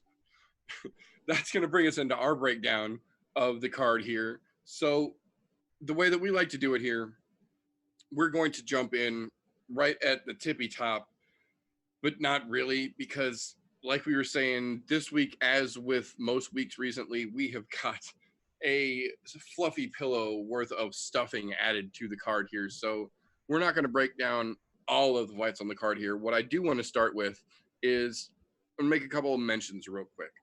Lauren Murphy coming in on the ladies flyweight side versus Mara Borella. There's some potential for fireworks there. Not enough for me to warrant going in full breakdown with, but there are some good early fights that have some potential here. Same with Jordan Espinoza versus Matt Schnell. There's some potential for fireworks there as well. Just not, in my opinion, enough to give a full breakdown here. Now, the fight after that, on the other hand, I do feel absolutely warrants giving a little talk to here. We are talking, of course, about the sister of the Bullet, one Antonina Pantera Shevchenko versus Lucy Pudilova. Now, this is an interesting matchup, in my opinion, here. Lucy Pudilova is, and I don't mean any disrespect by it, but to me, she is the embodiment of Xanax. She walks like she is constantly on autopilot. She looks like you just woke her up at any given point in time, whether she's doing press during the fight week or standing in the octagon after she got her hand raised. She always looked like someone gave her too many Benadryl. Like she's just yawn from falling the fuck out and just keeling over at any point in time. That being said, she's not a bad fighter. She's not the greatest in the world with an 8-4 record, but she's not the worst that there is. My dogs are crazy. On the other side of that coin, though, you've got Valentina's sister, Antonina. Now, the Bullet sisters, the UFC sisters, rather, as they're referred to, are both legitimate world caliber badass Muay Thai fighters.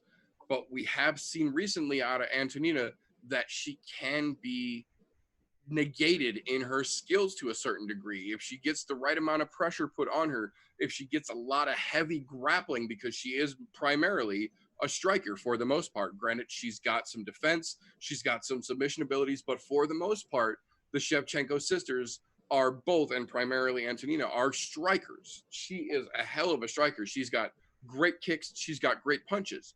But we've seen recently that there are some holes in her game, and she doesn't really respond well to a whole lot of pressure. That tends to be Lucy's strong suit here. She can get right up on you and bring the phone booth real close in on you. That could prove to be very interesting here.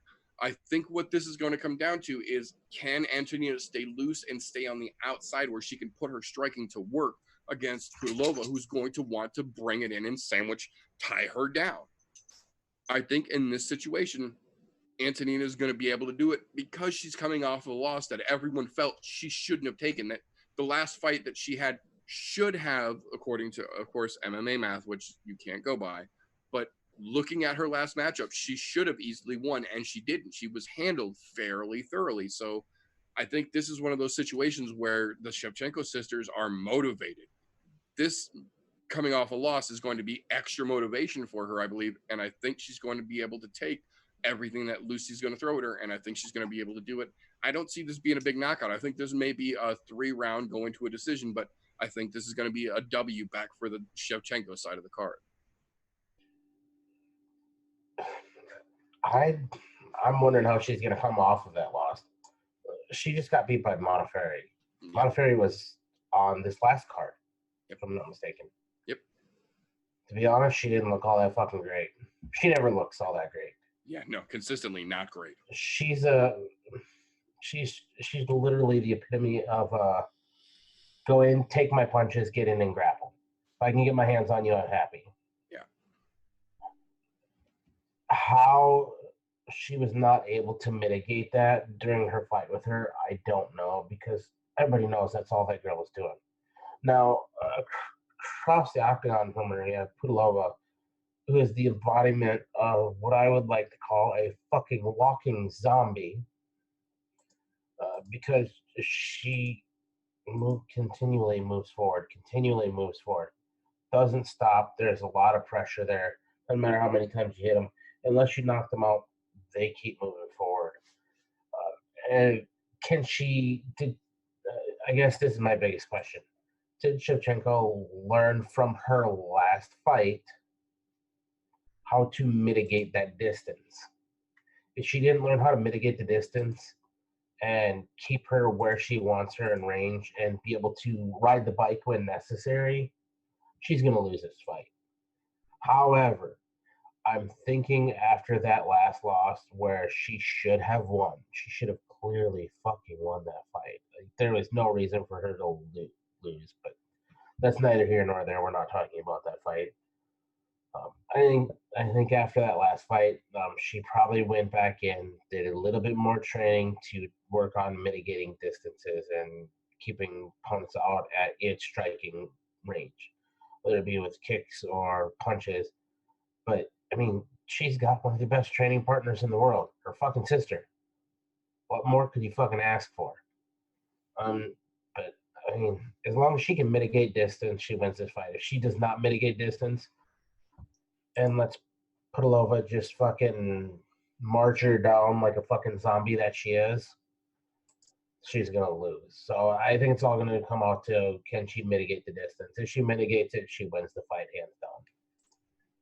I agree completely. Lucy might not always be the most exciting to watch in an interview, but the pressure that she puts on girls will quickly change your game plan if you're not fucking ready for it. So I think this has definitely got some interesting potential here. And then moving along from that to the premiere or the highlight fight, as it were, on the prelim card here. Hey, Mickey Gall, the Jersey boy himself, is coming over to close out the prelims for us here against Salim Tauri. Now, Salim Tauri has a lot of potential as well, but we're looking at a Mickey Gall who realistically has come out, despite his great training that you can follow, despite his fucking heart of a fucking lion and a fire inside that boy that you could roast marshmallows off of from feet away. He just hasn't seemed to been able to really string together what he needs to get the momentum going here. Every time he starts to look hot, something simple slips up. The little slip-ups seem to keep setting him back further and further. I like this kid. He's got great fucking potential. He's a hell of a warrior. He trains with fucking Joe Schilling and Cowboy. The kid has got some skill. The problem is we haven't really been able to see him put it all together when he needs to here. And I'm hoping that being a Jersey boy fighting in Newark, that this is going to be what it really takes to snap him out of this funk that he's been in and really get him going and get him locked in, get his game tightened down and let him start to build. Because if he can put together 3 or 4 good wins, there's no reason why he can't be looking right up to the top of the stack. And I'm not saying give him an immediate title shot, but I'm saying the kid has the skills. If he can put them together, he can easily be a top 5 contender before the end of next year, realistically be in the title conversation here. The problem is that as soon as we seem to get him to that point, he slips up on something little and ends up fucking it all up. I think being as how we're in Newark here, we're in front of the home crowd, I think that's going to be enough this time to get Mickey fired the fuck up. Watching his training over the last couple of months here, he's getting real fucking serious and he's getting real good, at least in the gym. So I've got to hope that he's putting in all the work he needs to finally try and get this all cinched in and actually become the fighter that a lot of us believe he realistically can become. I think the hometown boy is going to get it done, but Salim is no fucking slouch either. This isn't like he's coming in against a fucking soup can. He's legitimately got his work cut out for him because Salim can grapple with him. Salim can strike with him here. It's a matter of who can get their game plan imposed here. And I think having all the fuel that Mickey Gall has right now, I'm feeling like he might be able to finally put it together and give us the fucking show that we want to see, because I think home is that important to him. And I think the fact that they're giving him the chance to do this at home is going to be that motivating factor that we really want to see him use and succeed. So I think he's going to get it done primarily because he's at home here. I have to disagree with this one. I have to disagree with this completely. Look, the only reason Mickey Gall has a name and is still in the UFC is because he at one point called out a one CM Punk. Dude, I would have fought CM Punk and fucking won that fight. I'm just saying. There's a reason why you're still in the UFC, and that's because of that one singular fight. That's it. There's no other reason you should fucking be here anymore. You just got put out by Diego Sanchez 4 months ago in April, if I remember correctly. March or April. Not just put out. You were knocked out. Bye-bye, sleep. No. Look, nothing against Diego Sanchez because he's been in the game for a long time. But you went in there against someone who is fucking been through wars, and you should have beaten him because he is literally the gatekeeper for that division to say whether you make it anywhere in life or not. At this point, you failed at fucking life. I don't think you get this done because at this point, you losing Diego tells me you're not ready for the big show. You can't get past the gatekeeper. Why the fuck are they feeding you another soup can for 2 soup cans to kick around here? Mickey Gall was good for one thing, proving that an average Joe fighter coming out of a good camp. Look, if I had the money, I could go fucking throw money at Donald Cerrone and they'd let me train there too. That doesn't make me a good fighter. Maybe not Cerrone, but a couple other guys down at Wigglejohn, I'm sure, from what we've heard, will let you. But, I'm just saying, you suck the right dicks, they're going to let you train there. That's how that works. But what I'm saying here is, just because any fucking Tom, Dick, or Harry who wants to fight MMA, who is a big enough celebrity, then like goes, oh, that's a fantastic fucking idea. Yes, please, put you in. Look, Mickey Gall, you were in the right place at the right time to get yourself a main event. That's all there was to it.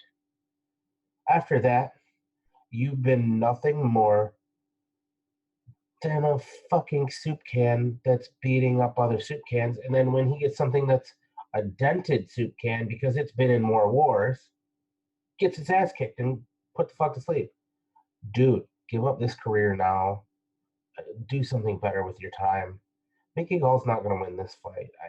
And to be honest, I still don't understand why he's still in the fucking UFC.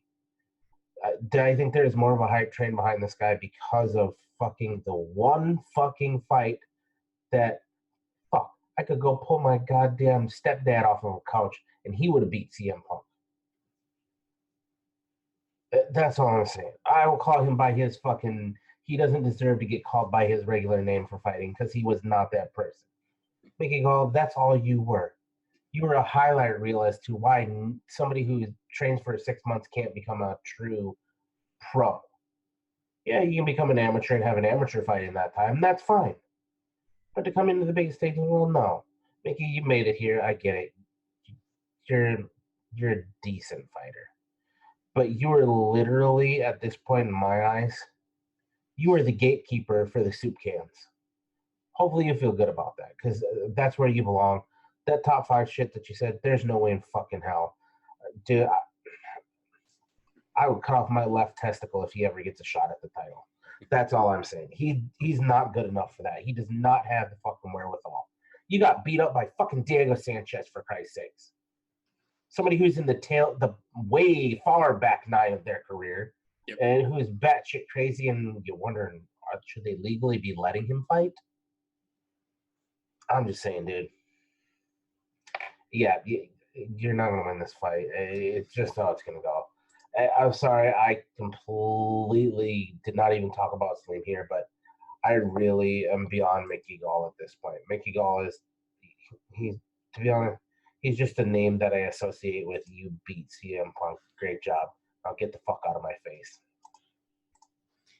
Absolutely a possibility. And realistically, like I was saying, with the inconsistencies we have seen with Mickey, there's every possibility that he could just be a little too full of his goddamn self and come in here and Salim could fucking sleep him for all we know.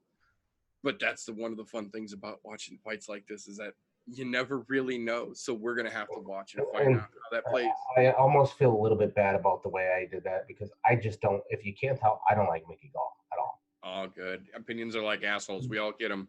Yeah, dude, if this place, fucking assholes could fly, this place would be an airport. I get it. I tell you. I'm just saying, because I kind of feel bad about it, at the same time I don't, just because that's the way I've seen it since he came in. Dude, and look, I can absolutely understand that as well. I mean, the only reason they gave CM Punk that fight because it was a soup can, to see if he could manage soup can status, and he couldn't even do that. Just saying, it doesn't matter what Mickey Gall does. I just don't. I have no love for the guy at all. No offense. No offense. He made the big show. Good job. But no offense. I just all good. No love. Call me Cody Garbrandt right now, because there is no love to be had. It's all good. But talking about Mickey has been finished. So here, that will bring us along to the meat and potatoes of the meat and potatoes here of this particular episode, the main card itself. Now, just like with the prelims, like we talked about, there is more than enough stuffing in here to make a grandiose pillow to have a wonderful nap upon. So we're not going to break down the whole main card here as well. But there are a couple that I am going to give a quick little mention to. In the words of one casual fan of ours here, red versus blue can sometimes make interesting matchups. Give a quick little break here to Scott Holtzman. Dude is a grinder. Dude has definitely got a legit chance here. But like Lumi was saying, Dong Hyun Ma is a tall drink of water, and that gentleman can use his range fairly well. So there is interesting potential in that matchup here. I don't think, again, this is one of those that warrants a full breakdown. Definitely worth a watch, but not really what I'm anticipating to be the fireworks of the card. Same moving forward here. Trevin Giles is a very, very hungry young prospect, but Gerald Mearshart is no fucking slouch. That dude is a strong, strong individual, and he's tough to get away from. That's going to be a great fight as well. But again, tested too. He's been around for a while. Yeah, again, that's what I'm saying here. He's got the experience, he's got the IQ, but he's also got those road miles. So I don't feel that this is going to be a real barn burner of a fight, but it's definitely going to be interesting to watch how it shakes loose. What I will say though here, Joaquim Silva versus Nirsat Hapsharat, is going to be what I think the real fight that gets the momentum going on this card. These two gentlemen, even though they are smaller guys, they are still fighting down at lightweight compared to some of the bigger guys that are on the card. This is the lightweight fight that's going to set up the co-main event lightweight fight. So I think this is going to be a chance for the 55-pound guys to put a little bit of fire in the crowd, to get the Newark Stadium rocking before another hometown Jersey boy comes up that we'll talk about here in just a minute here. This is a situation where I feel that Silva is going to try to put pressure on early, but you just can't do that to Nasrat. Nasrat is going to be able to see it coming. I think he's got a high enough fight IQ. I think he's got good enough countering and good enough defensive abilities. I think this is going to be a situation where we're going to see some fireworks, not on the offensive side, because I feel like Joaquim is going to come in real heavy, real pressureful. But I think this is going to be an example where we're going to get to see a little more of a defensive or of a countering style coming to be a little more prominent here. I think Nasrat is absolutely going to take this one, and I think this is going to be the fireworks that really open it up, because he's got some great counter timing, and I think if he can put that together here, I think he is going to be a fucking highlight reel for the evening, possibly fight of the night. Just I've got a sneaky suspicion here. I got no fucking evidence that I can point to support that fact. I just got a sneaky suspicion based on these two gentlemen here. Nasrat is going to put some counter power down, and I think that he's going to take it in a big fucking way Saturday night. This is a tough fight for me to call. This one really is, namely because, contrary to Silva's fucking nickname, he also has fucking dynamite in his hands too. Yes, he does. Not only is he a BJJ fucking elitist, but he's got some fucking knockout power. However, it definitely, Nasrat's fucking counter game is way, way better. Way fucking better. So that makes it right there interesting in itself. To be honest, I see this one being kind of a stand-up war. Not quite a phone booth war. Right. But I mean, it's definitely going to end up on the stand-up side of things, and I'm wondering how that ends up playing out, because I could see it going either way. I mean, don't get me wrong, if Silva gets to the ground, I don't think Nasrat has the fucking ground game to stop him. But I don't foresee it going there. I see this being a stand-up, and I'm pretty sure you're right on this. That I think what's going to happen is Nasrat's going to end up catching him with a counter, where it's going to be night. You just threw a holy fucking haymaker, whiffed it right on the button, and out she goes. What round's gonna happen then? I don't know, and I don't even know if that'll happen. But I definitely like where you got that sneaky suspicion here of this period possibly being fight of the night. Although there's one other fight on the card that I can say I definitely will see. Although I would like to hopefully think that other fight is going to be knockout of the night, but this one definitely does have highlight possibilities in it, and especially with the way these two match up. Like, their styles, stylistically, are fucking fantastic for each other. Both of them will stand and trade, and then there's, in this case, what I'll call Silva's little ace up his sleeve is his BJJ. But I think it's going to be a trading on the feet war for this one. Not going to be quite a barn burner, but it'll be close. But considering how the rest of this card looks, for lack of better terms, is the soup aisle at your local grocery store. That's pretty much what the rest of this card looks like. In fact, I'm going to take this a step further with this card right now, because I'm in that kind of mood. We've had back-to-back pornos from the UFC last week. Excuse me, not last week. This last weekend. All but co-main, main event, pretty much all fluffers. Part 2 is this weekend. It's Return of the Fluff. If those of you who are not familiar with pornos and don't know what a fluffer are, go look it up. Introduce yourself to it later. You can thank me later. But that's kind of how I see these two cards. But this fight in general, that we're talking about here, definitely has I won't say a hype train behind it, but it does have enough of a pizzazz to be the fluffers among the fluffers. That's all I'm saying. It could end up being a good one, but I think it'll end up being a stand-up. Somebody's getting knocked out, though, one way or another, whether it's via counter or not. But we'll see. It'll be fantastic just to watch, but I'm sick of these fluff cards. I really wish they could put some more pertinent fights together. Maybe they didn't blow their wad fucking a couple months ago. Yeah. Right. Well, and not to mention, we're in the middle of 9 weeks in a row of every weekend being a UFC event. So, not that I don't enjoy having a lot of events like this, but I think realistically, if we went back to one, maybe 2 fight nights a month, and then a pay-per-view once a month, maybe once every other month, the way that it used to be, we wouldn't have to worry about as many fluffer fights. But like we talked about earlier, with shit like Ultimate Fighter still kind of being a thing, and then fucking Contender Series just constantly churning. Dana giving out 3 to 5 contracts a fucking week now. I have a strange feeling that the reason why we're getting these fluffer cards like this has something to do with the ESPN deal, where they said you have to have X number of showcases per year in order to be on our channel, or just so that way they can fill their airtime.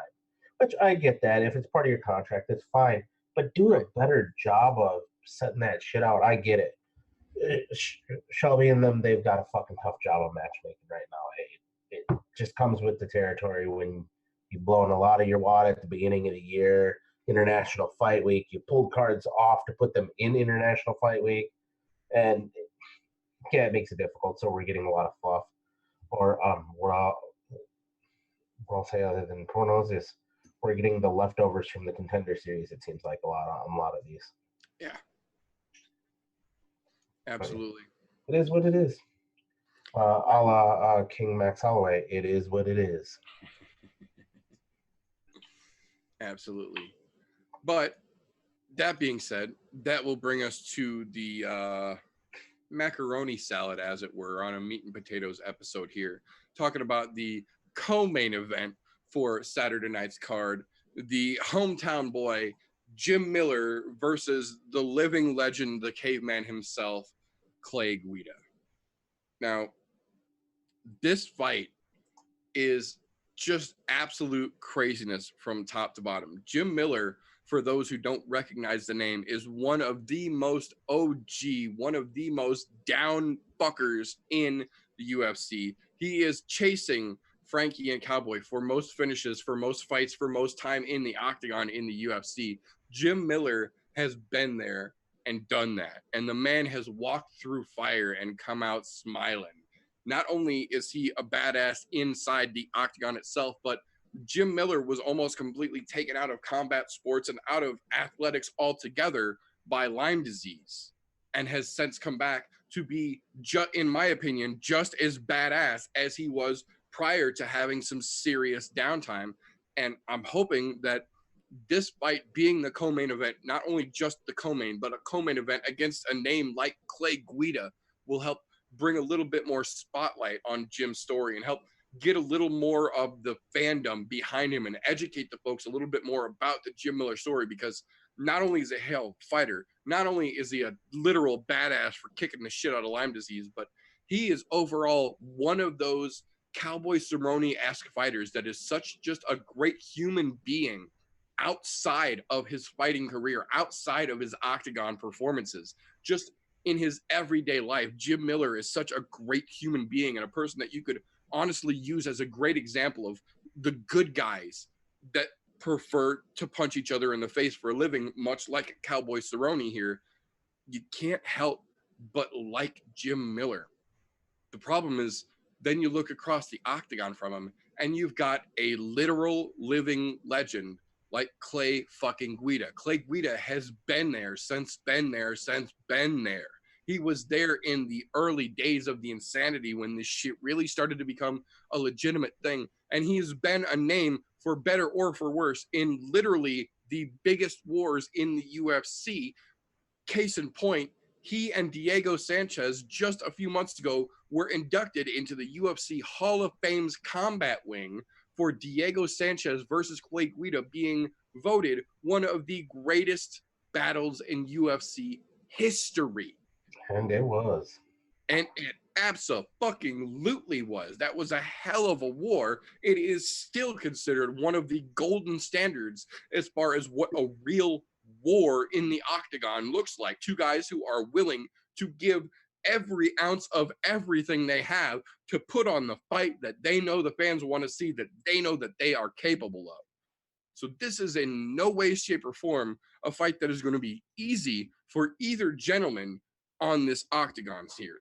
But I think what it's going to boil down to is the combination of grappling and striking.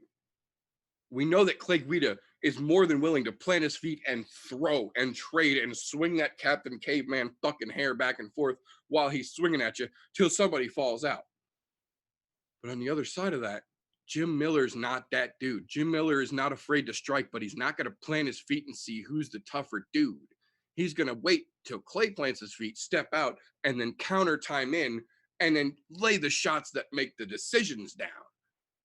The difference here is that I feel like once we get all of this out in the open and the card starts, or the fight rather starts rolling, I feel like once the striking starts to really set on, because this isn't going to be a 1-round finish, I don't think. This is going to be a full-on war. And I think once these two gentlemen start to get a little bit loose, I think Jim Miller's striking is going to start to take over. And I feel like that's going to try and force Clay Guida into a position where he has to try and out-grapple Jim Miller. Because for the great fighter that he is, Jim Miller absolutely tends to struggle a little bit when he gets pinned down. When you take him down and you put heavy weight on him, when you lay on him, he tends to not be able to recover as well as if you can keep it on the feet and he can keep it a striking battle. That's not to say that Jim Miller doesn't have a ground game, because goddamn he does. But history has shown that that's where he tends to lose points or to start to lose momentum, is when he gets taken down and held down. But we also know that Clay Guida doesn't necessarily have the grappling or the power to hold strong guys down. He can't get you down, eat shots, and keep you there. If you can get a couple of good shots on Clay, when he takes you to the ground, he tends to move out enough, or at least stay loose enough on you, to where guys can roll out, guys can sprawl out, throw a wizard at him, and fucking walk right up. I think what this is going to come down to is, can Jim Miller's striking out advance Clay Guida's grappling nature here? And I think that it's absolutely going to, but I don't think it's going to be an easy one. I don't think this is going to end early. I think this is either going to end late in the third, or possibly go a full all the way to the end and go to decision. But I feel like Jim Miller has got what it takes, and I feel like this is going to be the time where he's going to get a little chance to show that. I think his striking is going to be enough to carry him through. Even if it goes to decision, I think Miller takes this on points if he doesn't put Guida down at the end of the round, because Guida's still got a chin too. First and foremost, I want to say this. I'm so fucking excited for this fight. This has been like a long fucking time coming. A really long fucking time coming. But what excites me even more about this fight, both of these guys are coming off a fucking win. You were just talking about Jim Miller's average grappling. He just won his last fight with a fucking submission. Very true. Then, of course, this hurts to say. This is going to hurt so bad to say, but I have to say it because it is what it is right now. Clay Guida just came off a victory of a legendary soup can right now. I mean that with all due respect. He just beat BJ Penn. Yeah.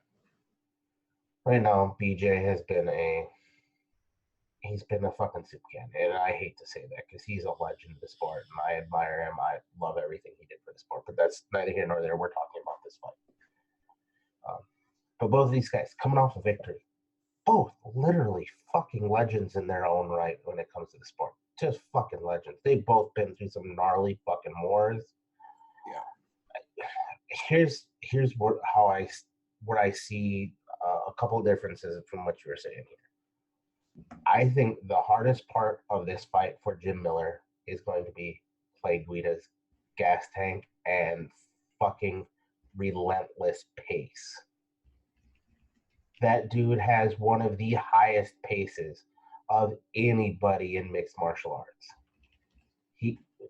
Look what fucking weight class. They're at 155. Clay Guida's pace is fast enough where he could keep up with fucking bantam and featherweights with no problems at all. That dude has a gas tank for days. I think this is where Jim Miller might have a wee bit of a problem. He does not have that same gas tank as Clay Guida. Anybody who's watched a Clay Guida fight that has gone the distance, he has the same amount of energy at the beginning of the fight, jumping around all fucking crazy, hair going everywhere, as he does at the end of the fight. And when he's done, he's still fucking jumping around. He looks like he did fucking 16 shots of espresso before he hopped into the fucking octagon. But that's just the kind of person he is. So I think what's going to be the real issue on this fight is pace. Can Jim Miller get it slowed down enough and force Clay to fight at his pace? If he can, he's going to win this fight. But if he can't stop Guida's pace and just relentless, fucking constantly on top of you pressure, that's going to cause him a lot of issues. But I really think this has to do with the pace portion of it. Because look, we know Guida likes to take people down. He likes to ground and pound. That's his MO. He's never been one for big time submission victories. I mean, you've seen a couple of them. He doesn't knock people out. What he does is he pressures them so goddamn much that he outpoints the fuck out of them because of his style. On the other side of that, Jim Miller can still throw some fucking bombs. You don't see too many fucking knockouts from Jim Miller because he's not a headhunter. But I think a couple of good shots might gain Clay Guida's fucking respect a little bit. But dude, I honestly have such a hard time calling this fight, and I really don't want to.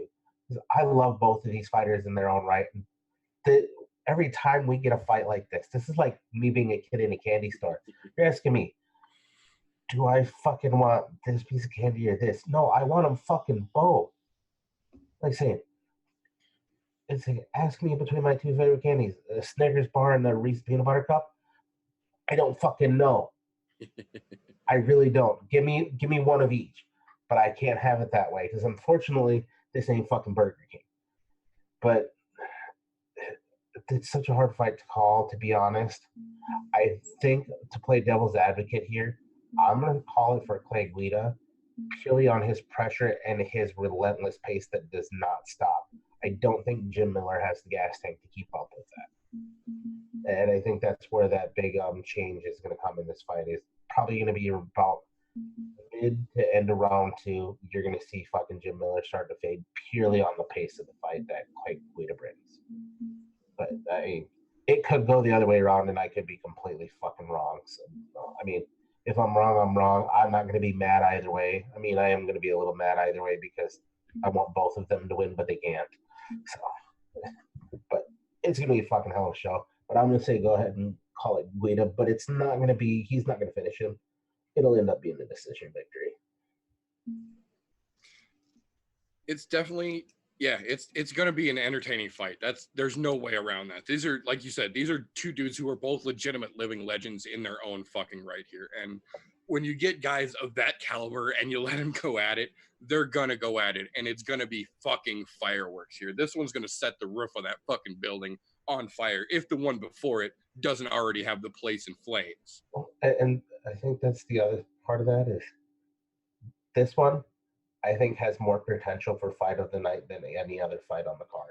Yeah, absolutely. And this is if excuse me, if the previously mentioned suspected fight of the night doesn't take it, I agree 100%. I think this one is going to be the other one that's got that potential, because the main that we're going to talk about in a minute is an interesting fight unto its own, but I don't think it has nearly the potential for fucking insanity and chaos, the one, ironically, that this one or the previous fight has, in my opinion, at least. Oh, that's a good play on words there. I like that. So with that being done now, that will bring us to the actual meat and potatoes of the meat and potatoes that is the meat and potatoes of this meat and potatoes segment of our show. This is the main event of the evening, the title card for this event, the big show for the evening. One, Colby Chaos Covington versus Ruthless Robbie Lawler. Holy shit, boys and girls. The potential for boilover in this particular match is off the charts. Twofold. One, because Colby has basically spent the last 2 weeks to a month saying that he wanted this fight. No, he didn't. He wanted this fight because he wanted to teach Robbie Lawler a lesson for leaving the gym. That's stupid and that's bullshit. But for two, because the UFC, for some fucking reason that I cannot for the life of me figure out why they decided to, but took it upon themselves to try to market Colby this week as not only the people's popular opponent, if you will, going into this fight, but as the patriot that he pretends so publicly to be, that he's doing this for the motivation that the United States military gives to him. Bullshit. Bullshit and bullshit.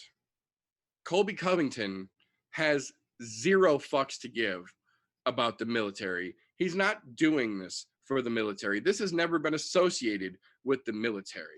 This is another of Colby's heel persona attempts. And for whatever fucking reason, the UFC actually endorsed him in this to the extent that they got him a trip on an actual naval carrier. They got him some training with the legitimate Navy. And in true Colby Covington form, he showed up with his fucking sunglasses on, carrying that stupid interim belt with him like he's the actual fucking champion. Now, I was explaining this to another casual friend of mine the other night, but I'm going to take just a moment here and explain this again because I feel that it's something that kind of has been forgotten and it needs to be addressed, at least as far as I'm concerned. The reason that an interim belt, which is what Colby is still carrying around, the reason for an interim belt to be issued in the first place is because the champion is unable, for whatever reason, to compete for a longer than acceptable point of time, but not so much of a point of time that they deserve to be stripped of their championship. So in that situation, an interim belt is created, the number one contender and then the number two contender, for the most part generally, fight. The winner becomes the interim champion, the placeholder champ for that division, and then usually the next fight that takes place is the return of the champion versus the interim to unify the belt. The interim championship is only valid while the champion is not fighting. The problem comes in here is that when Colby won, and I use that word loosely, when Colby won his interim championship belt, he then turned down the unification belt with Tyron Woodley. So Tyron Woodley took another fight because he was back. Colby still claims to be the interim champion, yet the champion is back and defended his belt. And then they offered him a second fight against Woodley to unify the belt that he still shouldn't rightfully have because the champion's been back. He turns down a second fight with the champion. The champion takes the fight from the next contender, Marty from Nebraska, Kamaru Usman, who subsequently beat that bitch with a baseball bat. He took a head-hunting Tyron Woodley and beat him, and just flat out fucking beat him, and took the belt away from him. So now we've not only had one, but we've had two title fights, and the title has even changed hands since Colby won his interim championship belt. And Colby, for whatever fucking reason, still calls himself and considers himself the interim champion. Now, I'm going to say it again for those in the back who didn't hear me. The interim championship is only valid when the champion is not able to compete. Since Colby won his interim championship, the belt has not only been fought for twice, but has changed hands, while he denied his two opportunities to unify his interim play belt with the real big boy belt. I don't understand how, one, they're still letting him hold that belt. Two, they're actually promoting him wearing that stupid fucking fake thing on his shoulder like he is a legitimate champion. What I will say is this, like we talk about all the time, you don't get to be in the UFC if you're a full-on nobody. You still have to win your way to the UFC. Just as well, you don't get handed an interim belt in any division in the UFC. You have to legitimately win a match. to get that belt in that situation. The problem here is that aside from being possibly the most offensive and biggest shit talker, and not in a good way, but biggest shit talker the UFC has employed, Colby Covington doesn't seem to understand basic rationale. He's so caught up in his own persona, which has been outed by several different fighters as being only for the cameras, because he has, for lack of a better term, been punked like a bitch by some of the real motherfuckers in the UFC backstage, and all have confirmed that Colby's big old mouth gets real tiny and real quiet when there's no cameras and there's no security there to make him look like he's a big shot. So I don't buy into Colby's fucking charade in the least bit. You can play that fucking hype game all you want. I see through that shit like you're wrapped in saran wrap, dude. Not buying it at all. That being said, aside from what I'll call a controversial stoppage against Ben Askren, Robbie Lawler has been steadily gaining momentum, heading back up that roller coaster mountain that he was knocked off of by Tyron Woodley. I understand that he lost the RDA fight. Go back and watch that fight. RDA literally unloaded for 48 seconds with everything he had, feet planted, digging for every ounce he had. And not only was Robbie Lawler slipping and dodging, you can at several points during that barrage see him actively laughing. Then you look at what he was doing to Ben Askren before the flip and then the turn and the bulldog choke and the subsequent controversial stoppage. Robbie Lawler is looking just as good, maybe even a touch better recently than he has in quite a while, since he hasn't had that belt around his waist. I think this is one of those situations where we are getting a steadily improving Robbie Lawler who is not fazed in the least bit by the nonsense that Colby Covington constantly fucking spews, coming in to do work against a guy that he and many other people see as the thing standing between Robbie and getting another title shot here. Because as much as you might want to think otherwise, if you take the number one contender in Colby Covington still having that fucking fake belt, and Robbie Lawler beats the shit out of him definitively, how do you not put Robbie back in that top three with a title contention possibility?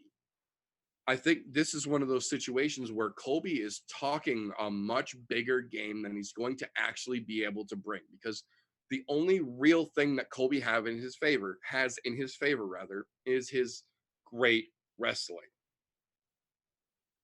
Robbie can handle wrestlers. He says he's got deadly hands. Not compared to Robbie Lawler, you fucking don't. I think this is one of those situations where Colby is coming in all razzle, no dazzle. I think he's letting, for lack of a better term, his ass get a check written for it by his mouth that it won't be able to cash. We're going to get a deficient void signature here. He's going to get an NSF fee, and I think Robbie Lawler is going to make a withdrawal of ass whooping from Colby Covington. I think this is going to be a spectacular Robbie Lawler fight. I think Robbie Lawler is going to put Colby to sleep. I think Colby is just too lackadaisical. He's looking past it too much. He's too hyped up, sniffing his own shit to really take serious the problem that Robbie Lawler is. And Robbie Lawler's not doing that. So I think Robbie is going to knock Colby the fuck out, fingers crossed. I don't know or care when it happens, but I think that Robbie is just too much in every aspect here. And I think Colby won't get shut up because he's too stupid for that. But I think it's going to at least put his ass to the back of the line for a little bit. Oh, where to begin here? Well, let's start with the fucking actually, no. Let me start with something I do want to talk about. Robbie fucking Lawler. I fucking love Robbie Lawler. That dude, he is a fucking legend. He is a living legend in the sport right now, period. That is still well within means of title reach.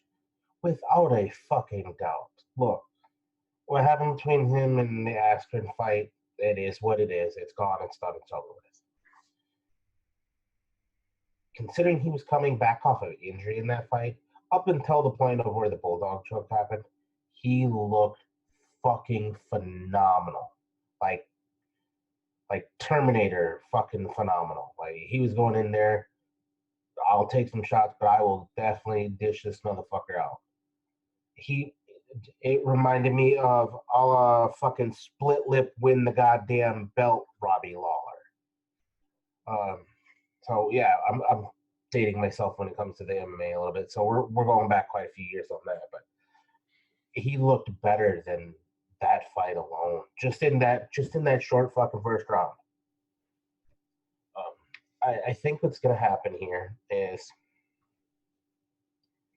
he's going to go in. He's going to look just as phenomenal as he did in the start of that Ben Askren fight. Except for this is going to carry on for fucking, I'll say 2.5 rounds. And this is why I say 2.5 rounds. Colby's got a solid wrestling base. But his wrestling base, nowhere near the fucking level that Ben Askren's is. Problem with that is, Robbie Lawler was fucking handling Ben Askren pretty fucking well up until that scramble happened. Colby doesn't have the same scramble ability that Ben Askren does. And so he's going, nor the fucking wrestling prowess. So there's no way that Colby's alligator mouth has not already written a check that his canary ass can't cash. But he's about to eat his fucking words. And please let somebody bring that fucking stupid, no longer relevant interim belt into the octagon. So that way I can see Robbie just pull his dick out and piss on it right in the middle of the octagon when it's fucking done. Well, I get it. You won it, albeit a fucking kind of a controversial win to get the interim title. You never took the fucking fight to unify those belts. When you don't do that, you are giving up all rights to said interim belt because it is no longer your choice. Walking around like you still own that shit, not okay. To be honest, I'm kind of bummed that they booked this fight for one reason. Nothing against Robbie Lawler here, but I would love to have seen what Straight Jesus would have done to fucking Colby Covington. Because good fucking night. I'm sure he'd meet him in Whole Foods too somewhere. But I do have to talk about Colby a little bit. He does have a very solid wrestling background. It's not the most elitist of fucking wrestling backgrounds that we've seen, but he's nowhere near as well rounded as Robbie Lawler is. This is where I'm having such a problem wanting to. Maybe it's because I don't like the way Colby acts. Look, I get it. You stick by your guns, Colby. Whatever you choose to do, you stick by them. So my hat's off to you for that. At the same time, you're nowhere near as well rounded as Robbie Lawler. Nor do you have the capability of fucking sleeping power that Robbie Lawler has. Not to mention, you don't have the fucking heart. That man has 10 times the heart that you will ever have. If you want to know what kind of heart he has, go back and watch the fight I was talking about earlier between him and the current Bellator champ. That was just a fucking barn burner of a fight. At the end, his fucking lip was split completely in fucking half, and you could see his goddamn teeth when he smiled with his mouth closed. Yet he fought on, and it was fucking fantastic. And man, what a war that was. Kobe doesn't have that kind of heart. The only thing he has is little mini megaphones when he shows up to open workouts, and then promptly gets escorted off by security because ain't nobody got time for that. That's right, I said it. Ain't nobody got time for that. The only other thing you have going for him is because you're an ounce-poking, megaphone-loving bastard, you have one other mega who will follow you around apparently like a lost puppy dog, which this is where we were talking about that double-edged sword earlier. If said puppy dog shows up, I will shit a goddamn chicken, a coop, and a farmer to go with it. Because I don't think it will happen. But if it does, I'm also kind of fucking impressed that a president would show up to something like that. Other than that, Kobe, you're fucking useless as tits on a bull. And I'm sorry to say, but you ain't getting milked today, son. You're getting let out the pasture. They're going to put one right down the pipe and send you off to the slaughterhouse. Because, to be honest, you're in line at the slaughterhouse already and you just didn't know it. This one's going to Robbie Lawler, and I think he KOs him. I really fucking do. I think it's like mid-second round. Because I'm thinking it's going to take him about a round to get him all filled out. Push off a couple of fucking diving fucking singles or something like that. And Yeah, get his timing in. And then he's going to catch him because Robbie has some fantastic just knockout power. Or at least enough to knock that interim belt off your fucking mind. What I want to know is how in the fuck do you get an interim belt and then just decide you're not going to take the fight with the champ to try to actually get the belt? Not once, but fucking twice. What kind of fucking tomfoolery is that? Dude, I get you just wanted to parade around with the gold, so you got the gold. Look, I get it. Everybody wants to be a winner. You've done fantastic things in other parts of your career, like wrestling. Look, I want this to be known because there is a lot of fighters that are on the UFC roster. Look for, when you're watching fighters, for those of you that are casual fans or may not know this, there is a certain tattoo that you will see on very solid and good wrestlers. Is a little map of the United States that is half red, half blue, with a little white streak down the middle. That is the symbol for USA Wrestling. That is an organization that has some of the best top-tier wrestlers in the United States coming out of it. Most UFC fighters that have a solid wrestling background that came from that, you will see that tattoo somewhere on them, whether it's shoulder, chest, back. Colby Covington is no exception. He does have that fucking tattoo. So I will say my hat's off to him when it comes to that. He does have a very good selling wrestling pedigree, but he just doesn't have what it takes to take Robbie Lawler. If you look, when he came up for that interim fight, he never fought a guy of Robbie's caliber. No. Don't get me wrong, RDA, animal, but that was not a. That was. RDA is very different at 170 than he is at 155. Yeah, that's the way that can be described. Yeah, it's like fucking apples and oranges. Yeah. That's what we'll call that. Don't get me wrong. I love the idea of this fight, but to be honest, the only other way I would have liked to have seen this fight play out differently is if they wouldn't have booked it until after Street Jesus fucking KO'd Ben Askren. Because I would have loved to have seen Street Jesus just beat the ever-living brakes off Kobe Covington. Don't get me wrong, Robbie's going to do it anyways, but I've been wanting to see a Robbie Street Jesus match too, because I think that would be a fucking fantastic matchup. And that might actually happen with this because of what's currently going on with the belt situation, currently with Usman making all these fucking I'm hurt, blah, blah, blah, blah, blah, blah. Dear fighter, shut the fuck up. Fight. We've been down this road talking about other people before, a la fucking somebody getting dropped on their head, but we're not going to mention her because that doesn't matter. But all I'm saying, you're a fighter, fight. If you're injured, we get it. But don't keep making excuses why you can't fight the next up. Or don't pretend. Look, right now, Colby Covington reminds me of my toddler. He's playing the world's biggest game of dress up with that fucking interim belt. It's literally a dress up game. So at the end of the day, you're taking off and you've still never been the champion. You might be thinking in your little head, you were pretending. And man, the game of pretend is fucking fantastic. I play it whenever I can make it, and I love it. But not in that sense. You don't do it in front of the public. You keep that shit behind closed doors, you dumb fuck. But, yeah. About that. Robbie Lawler, second round. I'm gonna say mid-second round, like 2:45, 3-minute mark. I'm getting a little specific there, but I have a feeling that's going to be it. If I am, I'll probably shit a chicken, but you know.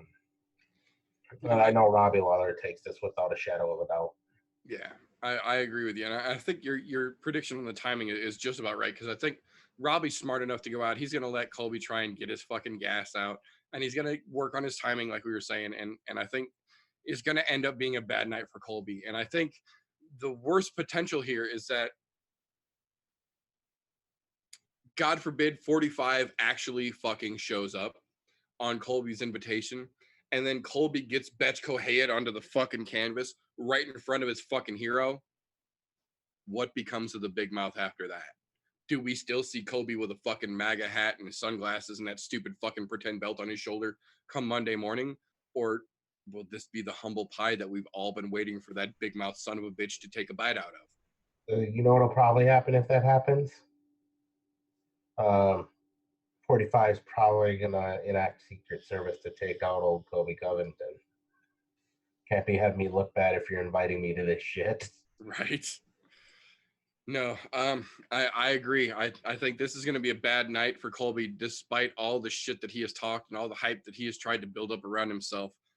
I don't think it's going to go his way. But again, that's one of the fun things about watching MMA like we do. We could both be completely wrong, and Colby could walk away just astonishingly victorious Saturday night. And there's no way to know until we get to Saturday.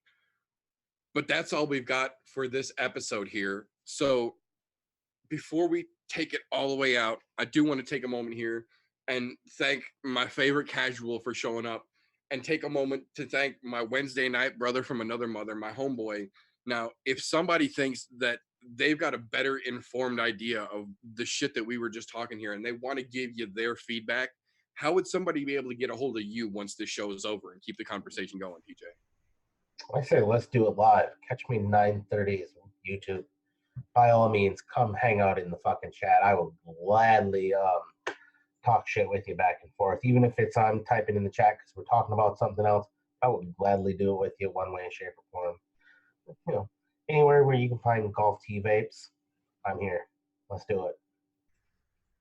Thank you very much for your time, brother. Much appreciated. So that is all we've got for this episode. I strongly encourage everybody not only to keep your eye out for this Saturday night card, but like we talked about a little bit earlier, there is going to be one hell of a ONE FC fight card going down on Friday to get your MMA appetite just rolling for Saturday's early afternoon card. A lot of people don't remember Saturday's card in Newark is an early card. Prelims start at 11 a.m. Jersey time. Main card starts at 2 p.m. Jersey time.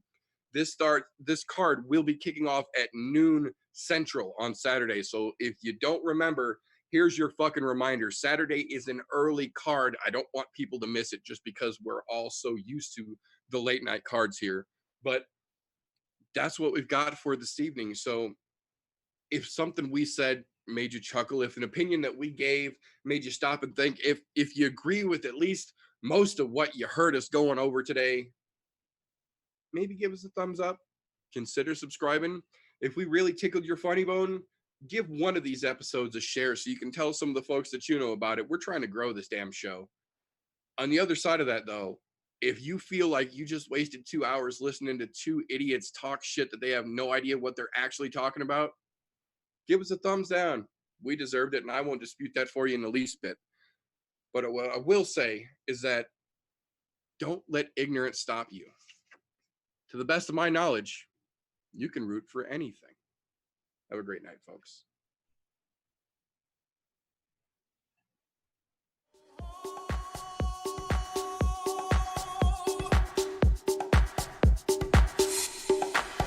Everybody was kung fu fighting. Those kids were fast as lightning. In fact, it was a little bit frightening. But they fought with expert timing. There were funky Chinamen from funky Chinatown. They were chopping them up, they were chopping them down. It's an ancient Chinese art, and everybody knew their part. From a fainting to a slip, and a kicking from the hip. Everybody was kung fu fighting. Those kids were fast as lightning. In fact, it was a little bit frightening, but they fought with